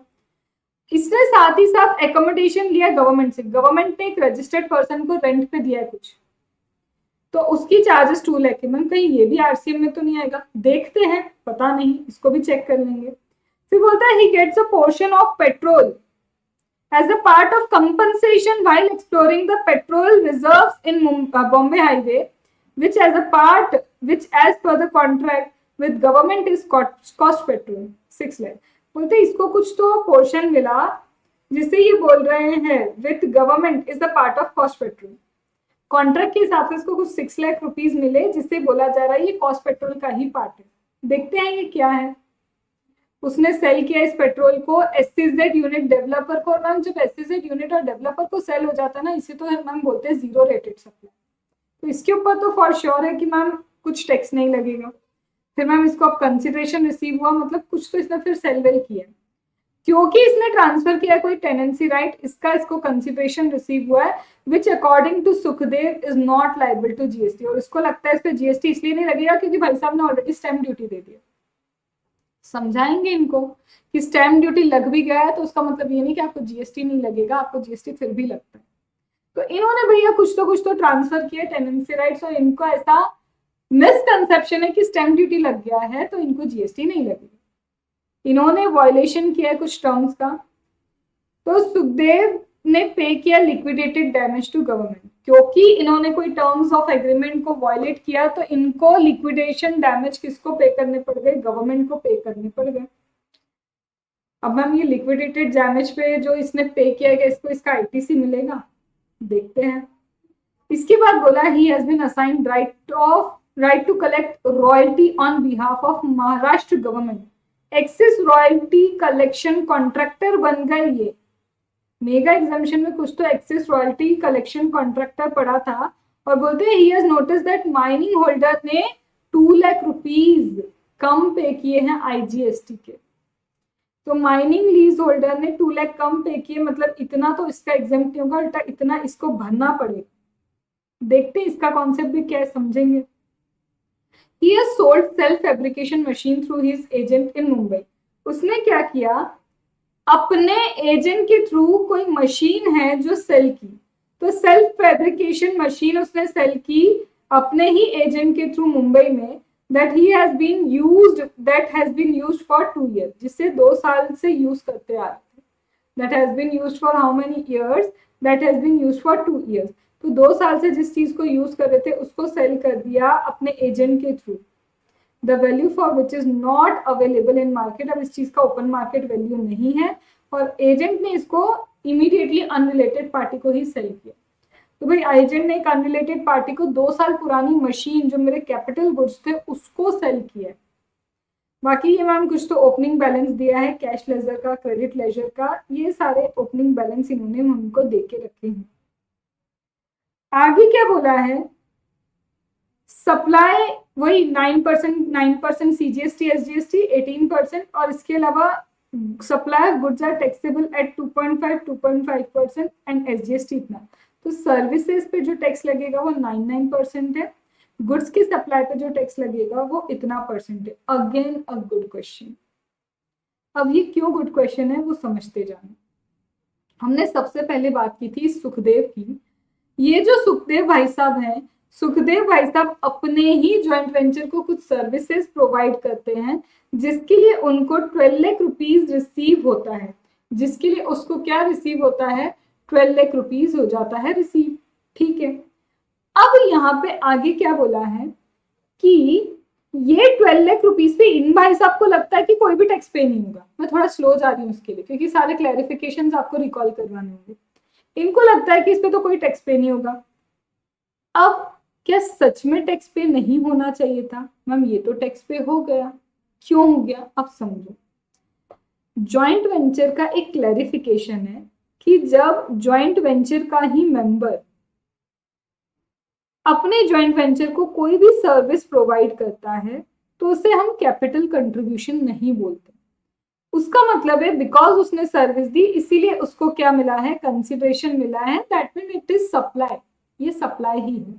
लेकिन सपोज करो जॉइंट वेंचर के सारे मेंबर्स 100 रुपीज इकट्ठा करते और फिर एक मशीन लेके आते, तो मैम ये 100 रुपीज बिकॉज ज्वाइंट वेंचर के मेंबर्स ने किसी एक ऑपरेटिंग मेंबर को इकट्ठा करके दे दिए कि जा भाई मशीन खरीद के ला, तो वो कोई सर्विस के लिए नहीं दिए, वो कोई गुड्स के लिए नहीं दिए, ये तो सबने पैसा इकट्ठा किया है कि एक मशीन खरीद के लाएंगे, वो कैपिटल कंट्रीब्यूशन होता है। यहाँ पे इन्होंने यही बोला, इसको ऐसा लग रहा था कि भाई ये भी तो एक तरह का क्या है कैपिटल कंट्रीब्यूशन है, जीएसटी क्यों लगा रहे हो, क्योंकि capital contribution is transaction of money, उस पर जीएसटी नहीं लगता। ये तो सर्विस दी इन भाई साहब ने और फिर सोच रहे कि सर्विस देने के बाद भी जीएसटी नहीं लगाओगे, भाई ऐसा नहीं होता, यही समझाया इनको। ऑपरेटिंग मेंबर सर्विस प्रोवाइड कर रहा है जॉइंट वेंचर को, जिसका कंसिडरेशन रिसीव कर रहा है, ये कोई कॉस्ट पेट्रोल नहीं है, ये कोई कैपिटल कंट्रीब्यूशन नहीं है, भाई इस पे जीएसटी लगेगा। अब हम सीजीएसटी एसजीएसटी कैसे पता चला कि कहाँ पे सीजीएसटी एसजीएसटी होगा, तो वो बोल ही रहा है ना यहाँ पे, वो कहाँ पे महाराष्ट्र में, और वो कहाँ कर रहा है, ये मुंबई हाईवे पे सर्विस दे रहा है, तो महाराष्ट्र मुंबई, ठीक है। देन सेकेंड वाला क्या है हमारा, उसको क्या हुआ, उसने कुछ यहाँ पे भी तो ये लोग टैक्स पेमेंट के ऊपर जा रहे हैं, तो अब दूसरे पे आ गई कंपनसेशन, इसको रिसीव हुआ। अब भाई मैम ये जो कंपनसेशन इन भाई साहब को रिसीव हुआ, यहाँ खुद ही बोल रहे हैं as a part of cost petroleum है। तो यहाँ पर गवर्नमेंट ने क्या किया, गवर्नमेंट ने बोला देखो तुमको एक्सप्लोरेशन करना है ना, ये भी क्लैरिफिकेशन का क्रक्स ही दे रही हूँ, ये गवर्नमेंट के पास जाते और बोलते ये जो लैंड है ना, इस पे हमको पेट्रोल निकाल के देखना है, गवर्नमेंट बोलती करो, कोई बात नहीं, मैं तुम्हें राइट देती हूँ कि तुम इस लैंड पे पेट्रोल वगैरह देख लो कि निकल सकता है या नहीं, लेकिन जब तक पेट्रोल नहीं निकलेगा तुम्हारा पूरा खर्चा, वो सारा खर्चा तुम करोगे। पेट्रोल निकलने के बाद जो प्रॉफिट होगा तुमको, पेट्रोल निकल गया, बोलते कि पेट्रोल निकलने के बाद तुम क्या करना, सपोज तुमने ये एक्सप्लोरेशन करने में 2 करोड़ लगा दिए, तो जब पेट्रोल निकल जाएगा तुम उसे सेल करोगे तो ये 2 करोड़ तुम उससे रिकवर कर सकते हो, that is recovery of your cost, इसीलिए उसको बोल रहे हैं हम कॉस्ट पेट्रोल। उसके ऊपर जब 2 करोड़ के ऊपर तुम चले जाओगे तो फिर हमको प्रॉफिट शेयर करना स्टार्ट कर देना, गवर्नमेंट बोलती है, क्योंकि हमने राइट दिया तुमको। तो यहाँ पे लिखा है एग्रीमेंट में कि ये कॉस्ट पेट्रोल का पार्ट है, तो भाई ये तो रिकवरी कर रहा है, वो कोई सर्विस के लिए कुछ नहीं है, इट इज जस्ट रिकवरी। तो cost petrol is not consideration for the service, यहाँ पे कुछ गवर्नमेंट को गया नहीं है, ये सिर्फ कॉस्ट पेट्रोल का पार्ट है, तो इसीलिए इस पे थोड़ी ना तुम जीएसटी लगाने बैठोगे, तो यहाँ पे जीएसटी नहीं लगेगा। Got that ma'am. फिर हमने क्या किया, एसईजेड यूनिट को सेल किया पेट्रोल, ठीक है, हमने क्या किया, पेट्रोलियम स्लिट किसको दिया, एसईजेड यूनिट, और मैम एसईजेड यूनिट को देना तो हमने तभी डिस्कस कर लिया था, 0 रेटेड सप्लाई है और ऊपर से आपने एलयूटी बॉन्ड फाइल किया, तो एलयूटी बॉन्ड में तो वैसे ही क्या नहीं लगता, टैक्स नहीं लगता। ये पेट्रोलियम सिल्ट है, ये पेट्रोलियम प्रोडक्ट नहीं है, डोंट गेट कंफ्यूज कि उस पर जीएसटी नहीं लगेगा, पेट्रोलियम एंड पेट्रोलियम प्रोडक्ट ये अलग चीज है। फिर बोलते हैं कि मैम इसको कंसिडरेशन मिला क्योंकि इसने टेनेंसी राइट्स ट्रांसफर किए, तो हाँ उस पर जीएसटी लगता है, उसमें कोई बात नहीं, टेनेंसी राइट्स के अगेंस्ट जो भी आपको कंसिडरेशन मिलता है, भले ही स्टैंप ड्यूटी आपने पे की हो, उससे कोई फर्क नहीं पड़ता, जीएसटी लगेगा। Sale of self fabricated machine, ये इंपॉर्टेंट है। हमने मैम पता है क्या किया, हमारे एजेंट के थ्रू एक मशीन है जो सेल कर रहा है, तो मतलब agent principal agent, yes principal अपने एजेंट के थ्रू मशीन सेल करवा है, और इस मशीन की जब भी प्रिंसिपल एजेंट के थ्रू सेल करवाता है तो पहला कंडीशन है आप ओपन मार्केट वैल्यू देख लो कितने में सेल होती है, और मैम बोल दिया ना ओपन मार्केट वैल्यू नहीं है। तो दूसरा चॉइस होता है लाइक काइंड एंड क्वालिटी, उसके बारे में तो यहाँ पे कुछ भी जिक्र नहीं किया है, बट ये बोला है कि इस एजेंट ने अनरिलेटेड पार्टी को कितने में वो गुड्स सेल किए, उसका 90% तो ले सकते हैं। तो वो वैल्यू ऑफ सप्लाई का अभी जो क्वेश्चन किया था वही पॉइंटर वापस नहीं आ गया कि जब अनरिलेटेड पार्टी को आप सेल करते हो तो अनरिलेटेड पार्टी को जितने में भी सेल किया उसका directly what you have to take 90%। तो ये हो गया आपका क्या 90%, हमने ले लिया कि उसने कितने में अनरिलेटेड पार्टी को दिया, उसका 90% है, उस 90% के ऊपर हमने जीएसटी लगा।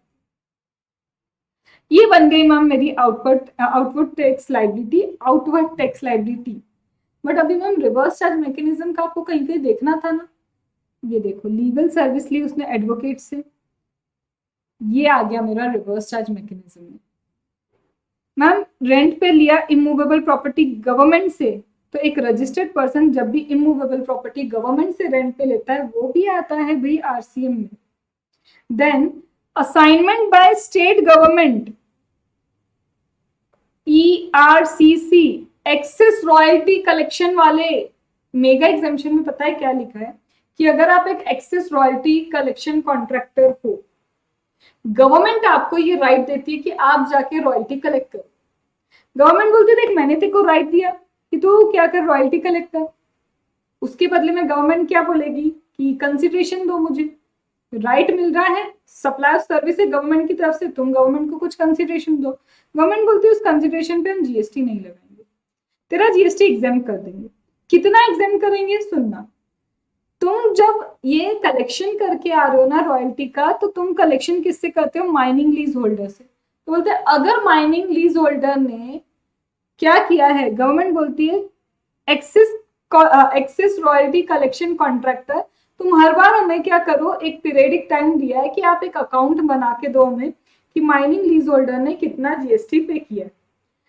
सपोज करो कॉन्ट्रैक्टर तुम्हारी जीएसटी लाइबिलिटी आती है 3 लाख पे करने की और माइनिंग लीज होल्डर 4 लाख की जीएसटी पे करके आया, तो तुम्हारा पूरा जीएसटी एग्जेम्प्ट।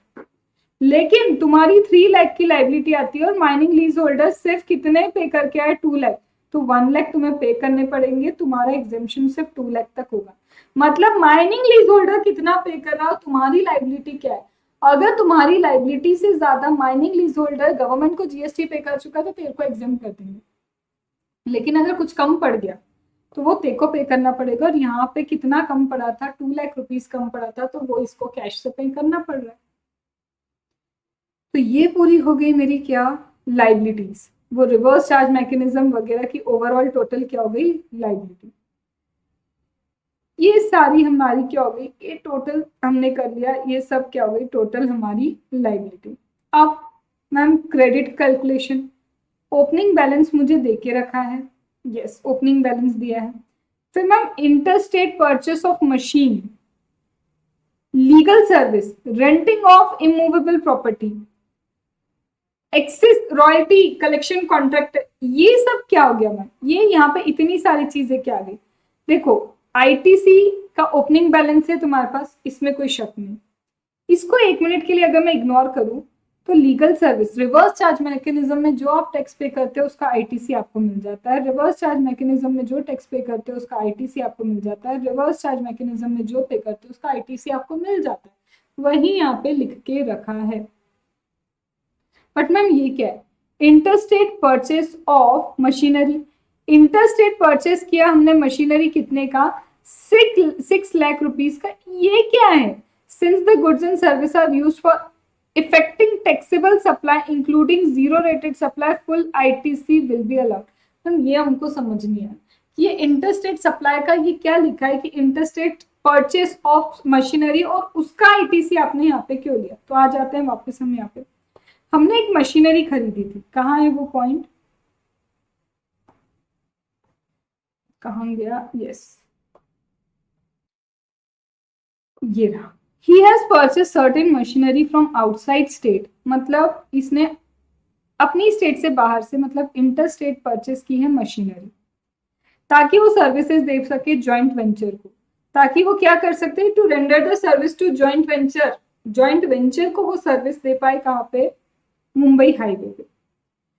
अब ये जो इंटरस्टेट परचेस इसने किया मशीन का, क्यों किया, ताकि ये सर्विसेज दे पाए जॉइंट वेंचर को, मतलब बिजनेस के लिए बंदा इस चीज को यूज कर रहा है। तो 6 लाख की ये जो चीज है, इसे वो यूज किस लिए कर रहा है मैम, इसको तो वो यूज कर रहा है specifically for the purpose of supply of service, मतलब बिजनेस पर्पस के लिए। और मैम ये परचेस तो गुड्स किए हैं, गुड्स किए हैं परचेस, इंटर स्टेट परचेस किए तो 2.5 मतलब ओवरऑल टोटल 5% आईजीएसटी इस पे लगेगा। तो इस पे तो मैम पूरा की पूरा आईटीसी अवेलेबल होना चाहिए। प्रॉब्लम क्या है, लिखा है machinery, machinery ma'am capital goods होता ना तो ये इस तरह से कैलकुलेट नहीं होता। इस क्वेश्चन में क्लैरिफाई करना जरूरी था, क्योंकि आप डायरेक्टली 30,000 का ओवरऑल डायरेक्टली क्या कर रहे हो, 30,000 का आईटीसी यहाँ पे ले रहे हो। मशीन में जब आईटीसी होता है ना, मशीनरी का जो आईटीसी होता है, मशीनरी का आईटीसी हमेशा डिवाइड बाय 60 के फॉर्म में अवेलेबल होता है। चलो यहाँ तो मैम टोटल आईटीसी हमने ले लिया, हमने क्या किया पूरा की पूरा आईटीसी इंक्लूड कर लिया इलेक्ट्रॉनिक क्रेडिट लेजर में, मान लेंगे कि पूरा पूरा 30,000 आ जाएगा। मुझे यहाँ पे ये चीज देखनी होगी कि बिकॉज मैम ये मशीन है, मशीन में तो डिवाइड बाय 60 के फॉर्म में आईटीसी अवेलेबल होता है, यहाँ पे ये फुल आईटीसी क्यों दे रहे हैं, why they are giving full ITC here. देखो, since goods and service are used for affecting taxable supply including zero rated supply, full ITC is allowed। चलो फुल आईटीसी यहाँ पे अलाउ कर दिया। टू बी ऑनेस्ट यहाँ पे मुझे इनका लॉजिक इसलिए समझ नहीं आया क्योंकि आप मशीन लिख रहे हो, मशीन में होता है डिवाइड बाय 60, मशीन में क्या होता है divide by 60। Sorry again I have take a pause क्योंकि कुछ इधर काम चल रहा है जिसके लिए मुझे बीच बीच में लेना पड़ रहा है कॉल। हम कहाँ पे थे, हाँ अब यहाँ पे यार देखो मशीनरी लिख रहे हैं फिर डिवाइड बाय 60 वाला कोई रूल एप्लीकेबल नहीं कर रहे, तो तुमको भी यहाँ पे ध्यान रखना है कि नहीं अप्लाई करना। ऐसा क्वेश्चन ये वाला आ जाए, इस तरह का फॉर्मेट आए, ये लिखा हुआ है तो मत करना क्योंकि मैं कुछ बोल ही नहीं सकती, ठीक है। इन्होंने बोला पूरा की पूरा आईटीसी आपके पास अवेलेबल हो जाएगा। अब एक चीज वापस आओ इधर, याद है मैं पेट्रोलियम सिल्ट करके तुम्हें कुछ बोल रही थी कि अभी पेट्रोलियम प्रोडक्ट है वो एग्जेम्प्ट होते, इसको भी मत सोचो कुछ। अब पेट्रोलियम सिल्ट है तो ये बना तो मैम पेट्रोल से ही है, पेट्रोल एंड पेट्रोल प्रोडक्ट होता है, तो पेट्रोल प्रोडक्ट में तो पेट्रोल सिल्ट भी आता है, बिल्कुल पेट्रोल प्रोडक्ट में तो पेट्रोल सिल्ट भी आता है, और इसका मतलब मैम ये एक एग्जेम्प्ट सप्लाई है, हाँ जी, इसीलिए इसके ऊपर जीएसटी नहीं लगा है। बट जब ये पेट्रोल सिल्ट तुम खरीद के लाए हो, उसके ऊपर इस पेट्रोल सेल्ट को बनाने के लिए जो भी रॉ मटेरियल वगैरह इनपुट तुमने खरीदे होंगे, तुमने जीएसटी पे किया होगा, उसके जीएसटी का आईटीसी तुम ले सकते हो। इसलिए इन्होंने यहाँ पे नोट दिया है, सिर्फ नोट दिया, इसका वैल्यू वगैरह कुछ देके नहीं रखी तो हम भी कुछ नहीं कर सकते।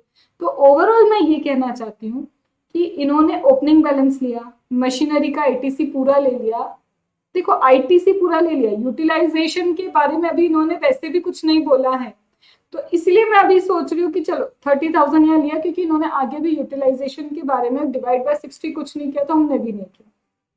बाकी ये आरसीएम में जो पे करते हैं उसका आईटीसी आपको अवेलेबल होता है। मैम जीरो रेटेड सप्लाई भले ही एक एग्जेम्प्ट प्रोडक्ट का ही क्यों ना हुआ, लेकिन जीरो रेटेड सप्लाई में आईटीसी का आप क्या कर सकते हो, जीएसटी जो परचेस करते वक्त आपने पे किया वो आप अवेल कर सकते हो। फिर इसके बाद आता है आपका computation of tax payable in cash. अब फाइनली हम कैश का देख लेते कि हमको कितना टैक्स कैश में पे करना है।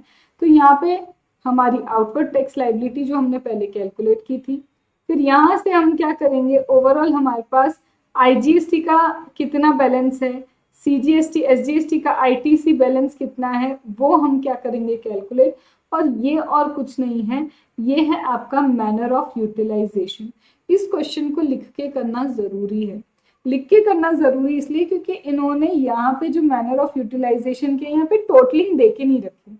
ये टोटलिंग आप एक बार करोगे तो मैनर ऑफ यूटिलाइजेशन होता है कि सबसे पहले आईजीएसटी की अगर लाइबिलिटी है तो आईजीएसटी का आईटीसी यूज करो, सीजीएसटी के लिए पहले सीजीएसटी का आईटीसी यूज करो, एसजीएसटी के लिए एसजीएसटी का आईटीसी यूज करो।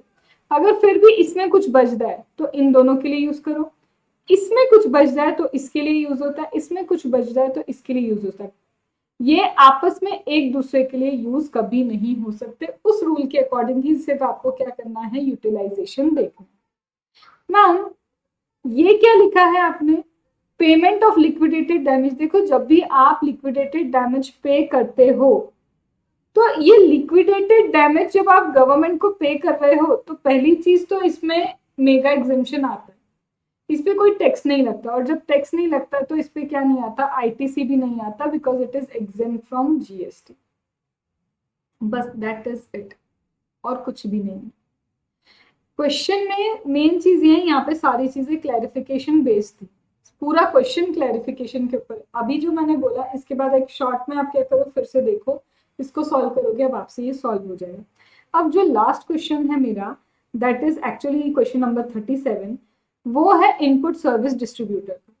इसका मैं डायरेक्टली आपको क्रक्स बता दूं तो सबसे पहले इनपुट सर्विस डिस्ट्रीब्यूटर में क्या होता है कि सर्विस लेने वाला कोई और है और सर्विस देने वाला कोई और। मतलब क्या है, ये है मेरा हेड ऑफिस। हेड ऑफिस ने क्या किया, सर्विस का पेमेंट हेड ऑफिस कर रहा है, लेकिन सर्विस कौन ले रहा है, ये ब्रांच, ये ब्रांच, ये ब्रांच। तो मैम यहाँ पे जब पेमेंट ये कर रहा है तो मैम जीएसटी भी कौन पे कर रहा है, हेड ऑफिस, बट सर्विस लेने वाली है ब्रांचेस। तो मैंने सेक्शन नंबर 16 पढ़ा था और सेक्शन नंबर 16 में लिखा था आईटीसी वो ही क्लेम कर सकता है, आईटीसी वही क्लेम कर सकता है जिसने सर्विसेज रिसीव की हो। अब मैम यहाँ सर्विस रिसीव करने वाला ये है, ये है, ये है, लेकिन पेमेंट इन्होंने किया है। ये चाह के भी आईटीसी क्लेम नहीं कर सकते बिकॉज नॉट द रिसिपेंट। ये चाह के आईटीसी क्लेम नहीं कर सकते क्योंकि ये पे नहीं कर रहे। अब ऐसे कैसे चलेगा मैम, तो ऐसे केस में बोलते हैं कि इसके पास इकट्ठा होता जाएगा इनपुट जो ये यूज नहीं कर पाएगा हेड ऑफिस, क्योंकि इसने सर्विसेज रिसीव नहीं किए। और मैं सिर्फ सर्विस ही बोल रही हूँ क्योंकि सिर्फ इनपुट सर्विस डिस्ट्रीब्यूशन है। तो ऐसे केस में हम इनके पास जो आईटीसी आ जाता है ना, ये क्या कर सकते हैं, इस आईटीसी को डिस्ट्रीब्यूट कर सकते हैं। वो डिस्ट्रीब्यूट कैसे होगा, on the basis of turnover of each branch. Branch की टर्नओवर के हिसाब से हम क्या कर देंगे, इस आईटीसी को जितना एक्यूमुलेट होता जा रहा है सब डिस्ट्रीब्यूट कर देंगे। अब सपोज करो मैम हेड ऑफिस महाराष्ट्र में है और जिनसे ये सर्विस ले रहे हैं वो भी महाराष्ट्र में है, मतलब यहाँ पे लगा होगा सीजीएसटी एसजीएसटी, और जिस ब्रांच ने सर्विस ली वो भी महाराष्ट्र में है।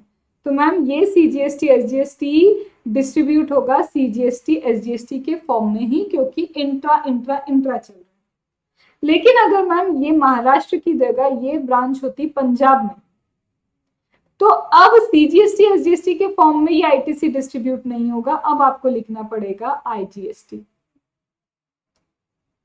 ये हो गई बात एक।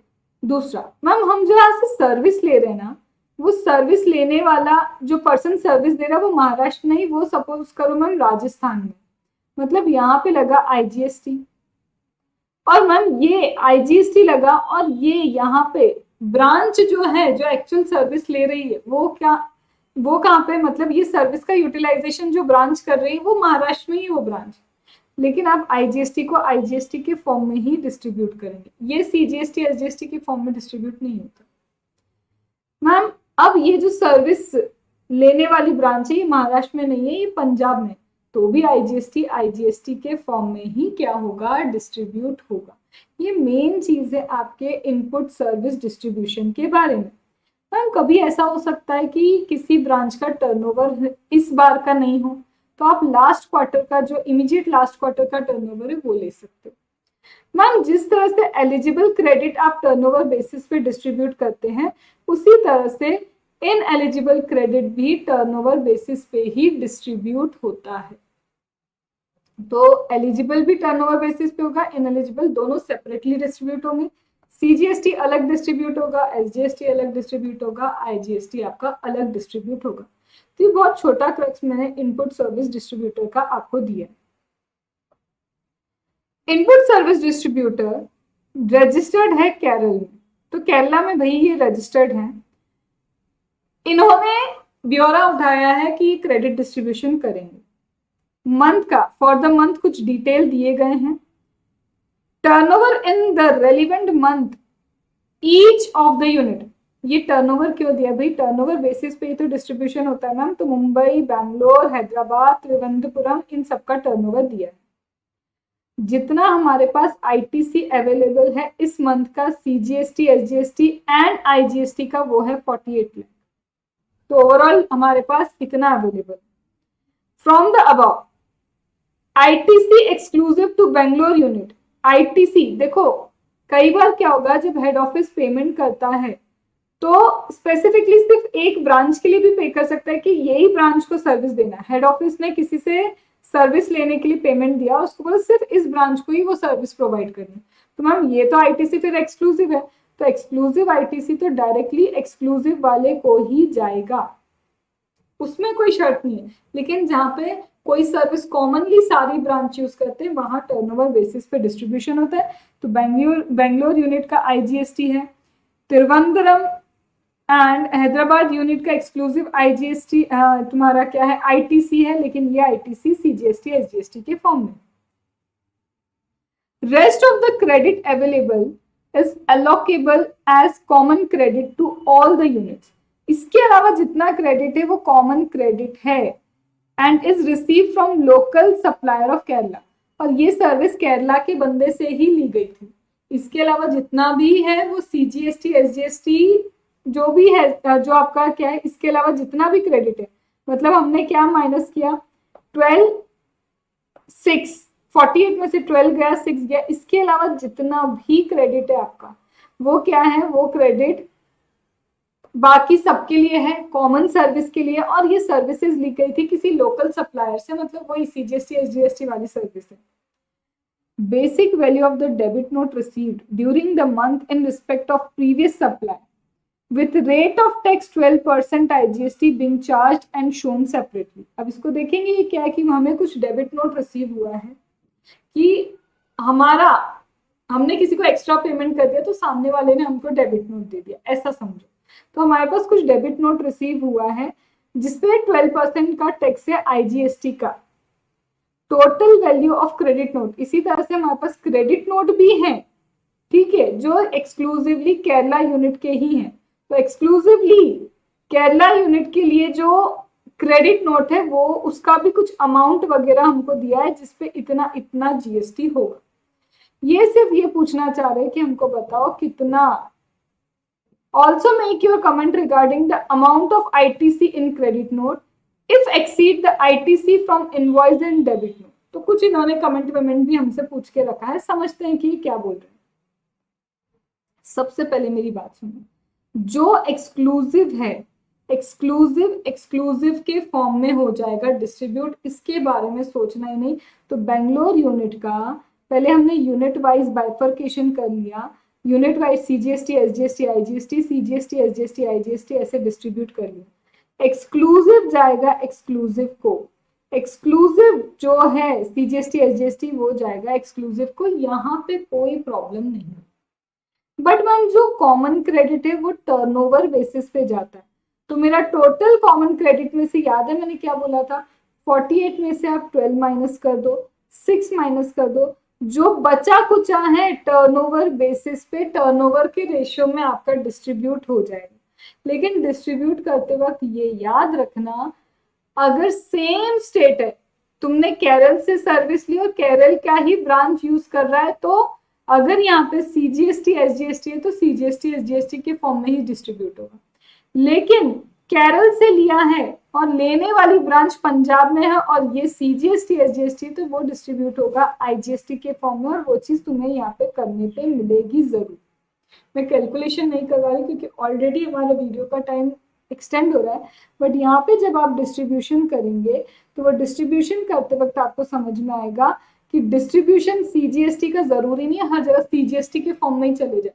अगर ब्रांच जो है आउटसाइड द स्टेट है तो अगर तुमने लिया भी, देखो हेड ऑफिस ने सर्विस ली है जिससे, वो अगर आउटसाइड स्टेट है और जो ब्रांच यूज कर रही है सर्विस वो भी आउटसाइड स्टेट है, तो मतलब यहाँ पे भी IGST लगा था तो IGST के फॉर्म में डिस्ट्रीब्यूट हो जाएगा।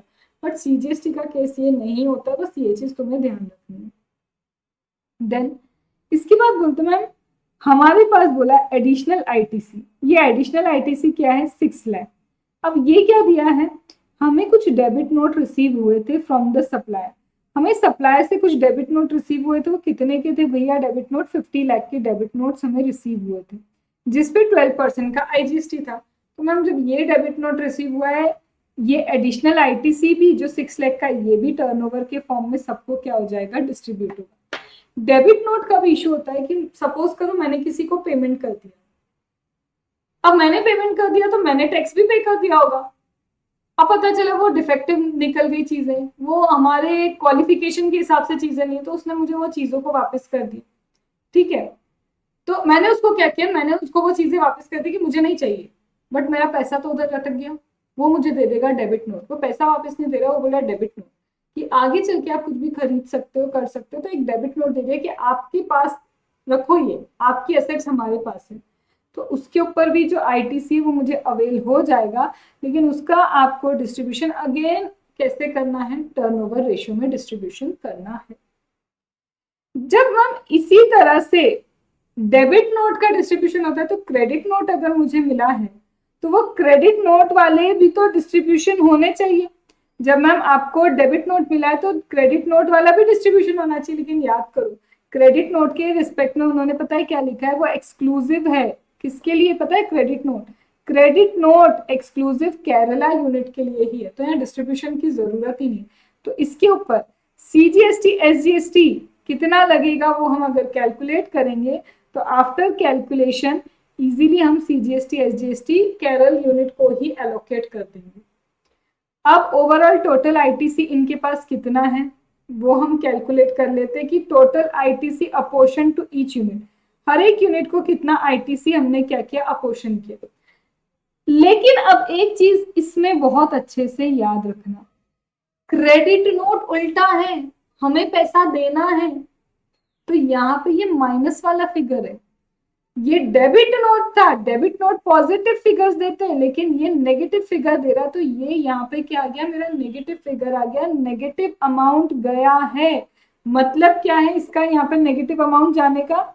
Negative amount is apportion to Thiruvananthapuram unit shall be added to your output tax liability. मतलब यहाँ आईटीसी नहीं है, उल्टा तुमको देना है हमको पैसा, तो ये जो अमाउंट है this will be added to your output tax unit. क्योंकि जैसे डेबिट नोट में तुम्हें फायदा मिल रहा है आईटीसी का, तो क्रेडिट नोट में तुमसे लेंगे भी तो रिकवरी भी तो करेंगे, तो वो रिकवरी का पार्ट है और ये आपके आउटपुट टैक्स लायबिलिटी में हो जाएगा ऐड।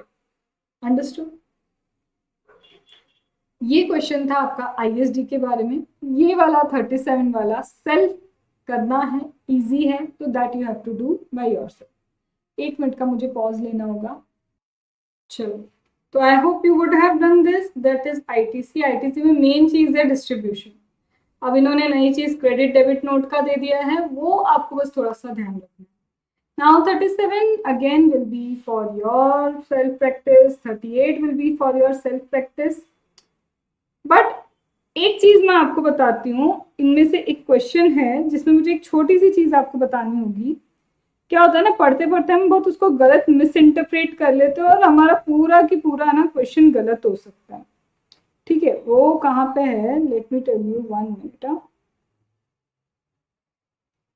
देखो 39 पे again will be for your self practice, this also for your self practice question number 40। लेकिन क्वेश्चन नंबर 40 में एक चीज बता दूं, आपको ये पता होगा कि टैक्स कंपोनेंट पे देखो क्या होता है, जब भी आप क्या करते हैं टैक्स पे करते हैं, राइट? तो जब भी आप क्या करते हैं टैक्सेस पे करते हैं, कैपिटल गुड्स खरीद के लाए, तो कैपिटल गुड्स खरीदने पे जो आप टैक्स पे करते हैं, अगर उस पर आईटीसी नहीं मिलता है तो आप चाहें तो कॉस्ट में ऐड कर सकते हैं उसको। तो आप क्या करेंगे, कॉस्ट में ऐड कर लेंगे, तो आपको उसका डेप्रिसिएशन मिल जाएगा। और अगर आपको आईटीसी मिलता है तो वो बोलते हैं क्या कि कॉस्ट में इसे ऐड नहीं कर सकते, ये डीटी में पड़ा है। तो कैपिटल गुड्स, सपोज करो ये रही मेरी कैपिटल गुड्स, ये मैंने खरीदी, इसके ऊपर सपोज करो 5000 समथिंग मेरा जीएसटी लगा, तो इसके ऊपर जो जीएसटी लग रहा है अगर मैं कॉस्ट में ऐड कर दूंगी इसको, तो बोलते हैं अगर उस टैक्स कंपोनेंट पे आईटीसी मिल रहा है तो कॉस्ट में ऐड मत करो, क्योंकि कॉस्ट में ऐड करोगे तुम इधर डेप्रिसिएशन ले लोगे। तो देखो टैक्स कंपोनेंट पे अगर आईटीसी मिलता है तो डेप्रिसिएशन नहीं मिलेगा, डेप्रिसिएशन मिलता है तो आईटीसी नहीं मिलेगा। फिफ्थ वाला जो यहाँ पे पार्ट है, कहाँ है यार वो, मुझे ना एक्चुअली मिल नहीं रहा है। 1 मिनट, ये फिफ्थ वाला तो मुझे समझा नहीं है, बट हाँ आगे के लिए मैं आपको समझा के छोड़ देती हूँ कि जहां पे टैक्स कंपोनेंट पे डेप्रिसिएशन मिलता है वहां आईटीसी नहीं मिलेगा। तो देख लेना, अगर किसी कैपिटल गुड्स पे लिखा है ना कि इतना पे करके आए थे और उसके टैक्स कंपोनेंट पे इतना जीएसटी क्लेम डेप्रिसिएशन क्लेम कर लिया, तो वहाँ आईटीसी मत देना। अब ये वाला क्या है, ये है computer used for the business purpose was given free of cost to unrelated person based in Kerala. तो हमने कंप्यूटर था जो हमारे बिजनेस पर्पस के लिए यूज होता था, ये जो बिजनेस पर्पस के लिए यूज होने वाला कंप्यूटर है इसे हमने फ्री ऑफ कॉस्ट किसको दे दिया, एक अनरिलेटेड पार्टी को दे दिया जो केरला में। कंप्यूटर हमने 2 साल पहले खरीदा था जिसमें जीएसटी का कंपोनेंट इंक्लूडेड है। कंप्यूटर इतने रुपए में खरीदा था जिसमें जीएसटी का 13,500 इंक्लूडेड है, एंड उसकी WDV आज इतनी है। अरे वही तो है ये जो मैं समझा रही थी, वो बता रहा है ना इंक्लूसिव ऑफ जीएसटी वैल्यू इतनी और आज WDV इतना है। तो बोल रहे हैं ये वही चीज है कि अगर आपने डेप्रिसिएशन अवेल कर लिया है तो आप इसका आईटीसी नहीं ले पाओगे। तो जो 13,500 आपने पे किया उसका आईटीसी हम नहीं देंगे क्योंकि आपने इसका डेप्रिसिएशन ऑलरेडी अवेल कर लिया। ठीक है, ये एक चीज हो गई। फिर जब भी आपको advance future supply of service के लिए मिलेगा आप इस पे जीएसटी चार्ज करोगे, लेकिन अगर गुड्स के लिए आपका एडवांस मिलता है तो आप जीएसटी चार्ज नहीं करोगे, और जीएसटी चार्ज नहीं करोगे तो बट ऑब्वियस पता है क्या, आपको क्या नहीं मिलेगा, आईटीसी नहीं मिलेगा। फिर आता है देखो सप्लाई, एक तो आप इंटर स्टेट सप्लाई करते हो, इंट्रा स्टेट सप्लाई करते हो, जीरो रेटेड सप्लाई करते हो, एक टेरिटोरियल वाटर सप्लाई भी होता है। टेरिटोरियल वाटर सप्लाई में प्लेस ऑफ सप्लाई क्या होता है पता है, नियरेस्ट बेसलाइन। अगर आप रिसिपिएंट है और मतलब रिसिपिएंट ढूंढ रहे तो नियरेस्ट बेसलाइन जो आएगी रिसिपिएंट की, जो नियरेस्ट बेसलाइन आएगी, जैसे हमारी नियरेस्ट बेसलाइन आ रही है यहाँ पे 11 नॉटिकल माइल्स। तो यहाँ ये समुद्र है, समुद्र से जस्ट नियरेस्ट बेसलाइन पे जो भी पड़ रहा है, ठीक है, तो वो नियरेस्ट बेसलाइन आपकी प्लेस ऑफ सप्लाई हो जाती है। तो यहाँ पे भी क्या दिया है हमने, कंसाइनमेंट है मार्बल का, टेरिटोरियल वाटर में दिया है किसको, इस बिल्डर को। The set territorial water located, और ये टेरिटोरियल वाटर हमारे यहाँ से is located at 11 nautical miles for the baselines of Kerala.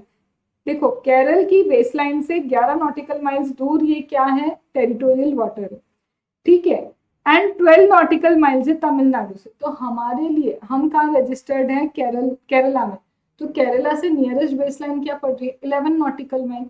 तो हमारा place of supply 11 nautical miles Kerala हो जाएगा, और अगर केरला हो गया तो ये इंट्रा स्टेट सप्लाई। लेकिन अगर ये तमिलनाडु हो गया तो ये क्या हो जाएगा, इंटर स्टेट सप्लाई। ठीक है, चलो, तो बेसिकली मुझे यहाँ पे सिर्फ क्या समझाना था, ये टेरिटोरियल वाटर के बारे में आपको समझाना। इसका एक ना अच्छा क्वेश्चन मुझे ऐसे क्यों याद आ रहा है, यहाँ पे है, एक मिनट दो मुझे आप, just give me 1 minute, I guess इसमें कुछ अच्छा पॉइंट था। हाँ यस यही है। देखो ये क्वेश्चन को मैं एक बार आपको बता देती हूँ।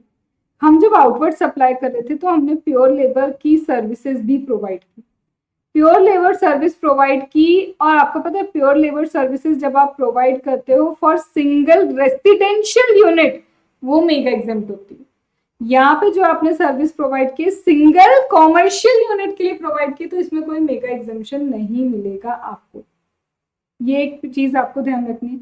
फिर आपने टाइल्स ट्रांसफर किए अपनी ब्रांच को, यस यस यस मिल गया मुझे, यही वो पॉइंट था और बहुत प्यारा पॉइंट है।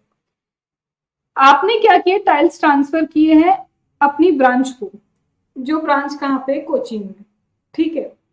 तो बोलते हैं आपने टाइल्स ट्रांसफर की अपनी ब्रांच को कोचीन केरला में, फ्रॉम हेड ऑफिस, जब आपका हेड ऑफिस कहाँ है, त्रिवेंद्रम में है। अब आपने कोचीन ब्रांच को जो टाइल्स ट्रांसफर किए, और ये जो आपके त्रिवेंद्र ब्रांच हेड ऑफिस है, यहां से आपने कोचीन ब्रांच को जो टाइल्स ट्रांसफर की, दोनों पता है इन दोनों का जीएसटी नंबर सेम है। जीएसटी नंबर सेम बोल रही हूँ मैं, सेम पेन में रजिस्टर्ड है ये नहीं बोल रही हूँ, क्योंकि डिस्टिंक्ट पर्सन आपने मेरे साथ पढ़ा है, डिस्टिंक्ट पर्सन की डेफिनेशन होती है सेम पेन। यहाँ सेम पेन की बात नहीं बोल रहा है, वो बोल रहा है ये जो कोचीन है और ये जो त्रिवेंद्रम है, कोचीन और Trivandrum same same same registration लेते हैं। सेम रजिस्ट्रेशन का मतलब नहीं है कि डिस्टिंक्ट पर्सन है, तो यहाँ डिस्टिंक्ट पर्सन का कॉन्सेप्ट एप्लीकेबल नहीं होता है, तो यहाँ पे डिस्टिंक्ट पर्सन का कॉन्सेप्ट एप्लीकेबल ही नहीं होगा। और अगर डिस्टिंक्ट पर्सन है तो शेड्यूल 1 बोलता है कि अगर डिस्टिंक्ट पर्सन से आप विदाउट कंसिडरेशन कुछ सप्लाई कर रहे हो तो वो सप्लाई है एज पर शेड्यूल 1, पर ये तो डिस्टिंक्ट पर्सन ही नहीं है तो ये सप्लाई ही नहीं है, और सप्लाई नहीं है तो जीएसटी नहीं लगेगा। बस ये इतनी सी चीज इसमें बहुत अच्छी थी। फिर इसके बाद मैम क्या आता है, इसके बाद हमने वही प्योर लेबर कॉन्ट्रैक्ट दिया, लेकिन कमर्शियल के लिए दिया, तो भाई कमर्शियल के लिए तो टैक्स लगता है। फिर इसके बाद मैम नियरेस्ट बेसलाइन हमारी कहाँ आ रही है, हमारी नियरेस्ट बेसलाइन आ रही है केरल, तो केरला हमारी नियरेस्ट बेसलाइन हमारी आ गई थी, तो हमारा ये इंट्रा स्टेट सप्लाई है, ठीक है। देन उसके बाद इस क्वेश्चन में और कुछ अलग नहीं है सिवाय इसके कि ये देखो कंप्यूटर यूज, जो हमने ये कंप्यूटर यूज किए थे वो भी मैं आपको ऑलरेडी बता चुकी हूँ। ये जो हमने कंप्यूटर यूज किए थे ये हमने किसको दिया है, फ्री ऑफ कॉस्ट दे दिए किसी अनरिलेटेड कस्टमर को। फिर से आ जाते हैं इस पे, देखो ये जो कंप्यूटर है हमारे ही कंप्यूटर हमने क्या दे दिए, फ्री ऑफ कॉस्ट दे दिए किसी अनरिलेटेड पर्सन को। तो मैम हमने कंप्यूटर किसी अनरिलेटेड पर्सन को दिए जिसको हमने खरीदा था कभी कितने कितने रुपए में, और वो जीएसटी उसमें इंक्लूसिव है। यहाँ पे ये क्या बोलता है कि देखो सबसे पहली चीज यहाँ पे आपको कोई भी आईटी, यहाँ पे बोलता है ITC has not been taken on computer. ये जो कंप्यूटर्स हैं इन कंप्यूटर्स पे को आपने क्या किया, किसी अनरिलेटेड पार्टी को दे दिया फ्री ऑफ कॉस्ट। अब इसको मैं समझा देती हूँ, मैं थोड़ा सा ऐसा लगा था समझ जाओगे लेकिन नहीं। सप्लाई का शेड्यूल 1 क्या बोलता है कि without consideration as a permanent transfer of business asset on which ITC have been availed, तो वो सप्लाई है। बट यहाँ पे एक तो फ्री ऑफ कॉस्ट है, डन। आपने परमानेंट ट्रांसफर किया बिजनेस असेट का, वो कंप्यूटर, लेकिन उसी असेट पे आईटीसी अवेल करना चाहिए था। मैम आईटीसी अवेल नहीं हुआ, क्यों नहीं हुआ, क्योंकि याद करो इसके इस पे आप डेप्रिसिएशन ले चुके हो, तो डेप्रिसिएशन के कंपोनेंट पे आईटीसी नहीं मिलता।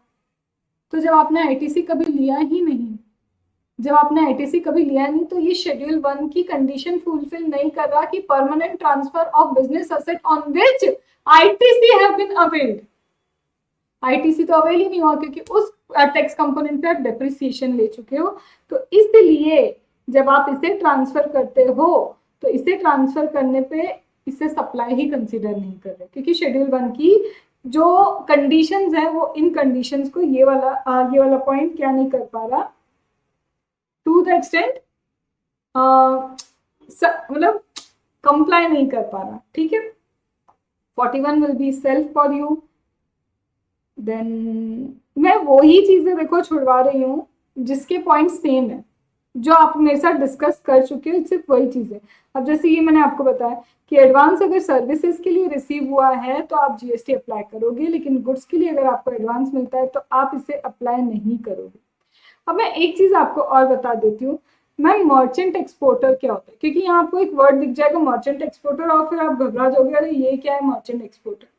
मर्चेंट एक्सपोर्टर कुछ नहीं होता कि सपोज करो आपने गुड्स मैन्युफैक्चर किए, ठीक है, अब आप क्या कर रहे हो, किसी से गुड्स खरीद रहे हो, आपको डिक्लेरेशन देना होगा उस पर्सन को कि ये जो गुड्स है ना, मैं ये गुड्स खरीद रहा हूँ एक्सपोर्ट पर्पस के लिए ही, मैं एक्सपोर्ट करूंगा उन गुड्स को। मैंने सपोज करो ये गुड्स खरीदे और मैंने उसको बोला कि भाई मैं तो इसको एक्सपोर्ट कर दूंगी, तो जब मैं बोल रही हूँ कि इन गुड्स को मैं एक्सपोर्ट कर दूंगी, तो यहाँ पे पता है क्या है कि जब आप डिक्लेयर कर रहे हो कि मैं एक एक्सपोर्टर हूँ, एक्सपोर्ट पर्पज के लिए ही इन गुड्स को खरीद रही हूँ, तो आपको ना बहुत कंसेशनल रेट पे क्या लगेगा, टैक्स लगेगा।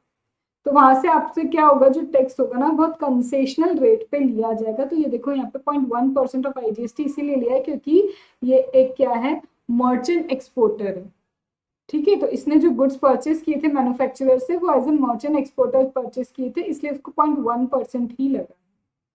ऑल्दो इस क्वेश्चन में और कुछ ऐसा नहीं है, बस मुझे वो बताना कि मर्चेंट एक्सपोर्टर क्या होता है, क्योंकि तुम लोग ऐसे में कंफ्यूज ना हो जाओ कि भैया मर्चेंट एक्सपोर्टर क्या होता है। सो बेसिकली इस क्वेश्चन में एक ये चीज मुझे मर्चेंट एक्सपोर्टर समझानी, और एक और चीज जो ये मैं लेके आ जाती हूँ, ये डायरेक्टली मैंने इसको रखा था मोटर व्हीकल वाला पॉइंट। अब मैम यहाँ मोटर व्हीकल वाला पॉइंट आपने क्यों उठाया, ये जो क्वेश्चन है इस क्वेश्चन में क्या हुआ था, हमने एक मोटर व्हीकल को क्या किया था, खरीदा था। कहाँ गई मेरी मोटर व्हीकल वाला पॉइंट, आ जाते हैं उसके ऊपर डायरेक्टली। तो हमने क्या किया था, एक मोटर व्हीकल खरीदी थी जो 3 व्हीकल वाली मोटर व्हीकल थी। तो let me see where is that concept. Company ने परचेस किया था 3 व्हीलर वाली मोटर व्हीकल जिसकी सिर्फ 2 पर्सन की कैपेसिटी है इंक्लूडिंग ड्राइवर। तुम भी जानते हो, मैं भी जानती हूँ कि 13 से कम कैपेसिटी वाली मोटर व्हीकल अगर है तो उस पे आईटीसी होता है ब्लॉक्ड। ठीक है, अभी तक इतना समझ में आया। इसे हम यूज करेंगे ट्रांसपोर्टेशन ऑफ स्टाफ के लिए, हम स्टाफ के ट्रांसपोर्टेशन के लिए इसको क्या करेंगे, यूज करेंगे।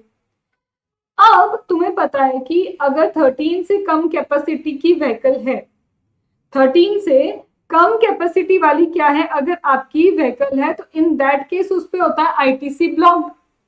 बट तुम्हें याद है अगर यही मोटर व्हीकल फिट पर्पस के लिए यूज हुई, यही मोटर व्हीकल अगर आपकी क्या होती है फिट पर्पस के लिए यूज होती है, तो फिर उस पर आईटीसी मिल जाता है। अब प्रॉब्लम फिर क्या है मैम, ये तो ट्रांसपोर्ट फिट पर्पस के लिए यूज हो रही है, फिट क्या था फर्दर सप्लाई, आई क्या था इम्पार्टिंग द ट्रेनिंग, टी क्या था ट्रांसपोर्टेशन ऑफ पैसेंजर, अब ये तो स्टाफ के लिए यूज हो रही है, तो इसका मतलब इसमें मैम आईटीसी मिल जाना चाहिए, बिल्कुल मिल जाना चाहिए। लेकिन रीजन ये नहीं है कि फिट पर्पस के लिए यूज हो रही है इसलिए आईटीसी मिल रहा है, रीजन कुछ और है, वो रीजन मुझे तुम्हें पढ़ाना है। अब वो रीजन क्या है, दिखा है 3 व्हीलर मोटर व्हीकल है ना, 3 व्हीलर हमने परचेज किया, ITC on 3 wheeler with an engine capacity is allowed because ये मोटर व्हीकल ही नहीं है, हैं? आप क्या बोल रहे हो मैम, बिकॉज ये मोटर व्हीकल ही नहीं है, हाँ मैं ये बोल रही हूँ, क्योंकि इसके लिए आपको रेफर करना पड़ेगा मोटर व्हीकल की डेफिनेशन। अब मोटर व्हीकल की डेफिनेशन अगर मैं आपको रेफर करवाऊं, तो देखो मोटर व्हीकल की डेफिनेशन में क्या लिखा है, मोटर व्हीकल की डेफिनेशन में स्पेसिफिकली लिखा है it does not include any motor vehicle which is less than 4 wheel, जिसके 4 व्हील से कम हो वो मोटर व्हीकल ही नहीं होती। भाई साहब डिटेल क्या है, मोटर व्हीकल पे आईटीसी ब्लॉक्ड है, हाँ है, मोटर व्हीकल पे आईटीसी आपका ब्लॉक्ड है, लेकिन तब ब्लॉक्ड है जब वो 13 से कम की कैपेसिटी की हो, और यहाँ पे तो मैम कैपेसिटी 2 ही है, लेकिन यहाँ पे मोटर व्हीकल के डेफिनेशन में लिखा है ऐसी मोटर व्हीकल जिसमें 4 से कम व्हील हो, वो मोटर व्हीकल ही नहीं है। तो जो चीज मोटर व्हीकल नहीं है उसको तो ऑटोमेटिकली क्या है, कोई ब्लॉकेज नहीं है। ये कुछ अच्छे अच्छे पॉइंटर्स थे, बाकी सब सेम है जो हमने किया है, बट ये मैंने पॉइंटर्स कुछ कुछ मार्क करके रखे थे so that I would be in a position to tell you. ये है तुम्हारा finally the question, that was question number 42। फिर question number 43 again it would be self, ये भी आपको क्या करना है सेल्फ करना। एंड 44 में भी कुछ नया नहीं है बट थोड़ा लंबा है, ये भी आपको सेल्फ करना है क्योंकि हम ये ऐसी चीज कर चुके हैं, ये जॉइंट वेंचर कॉस्ट रिकवरी ये सेम टाइप की चीज अब भी आ गया, आपने मेरे साथ की पेट्रोल स्लिट, अब भी किया आपने पेट्रोल स्लिट वाला क्वेश्चन मेरे साथ। तो all together I have discussed all the important questions and ये वाला आपका वीडियो है ऑलमोस्ट 2 आवर्स का। फिर हमारा दूसरा वीडियो जो है पार्ट नंबर 1 वो है 1.5 घंटे का। तो भाई 3.5 घंटे में अगर आपके आईटीसी के ऑल इंपॉर्टेंट क्वेश्चंस जितने एडजस्टमेंट है सब कुछ डिस्कस हो गए, बाकी सब रिपीटेशन है, तो यार इतना तो तुम कर ही सकते हो। तो I have tried my level best, slow चली हूँ जहाँ पे जरूरत पड़ी, जहाँ फास्ट करना था वहाँ फास्ट चले। With this we have completed part 2 and ITC के ऑल द इंपॉर्टेंट क्वेश्चन का discussion over here for CA final May 2024। अच्छे से पढ़ो, मन लगा के पढ़ो और बस पढ़ते रहो, ठीक है। Thank you.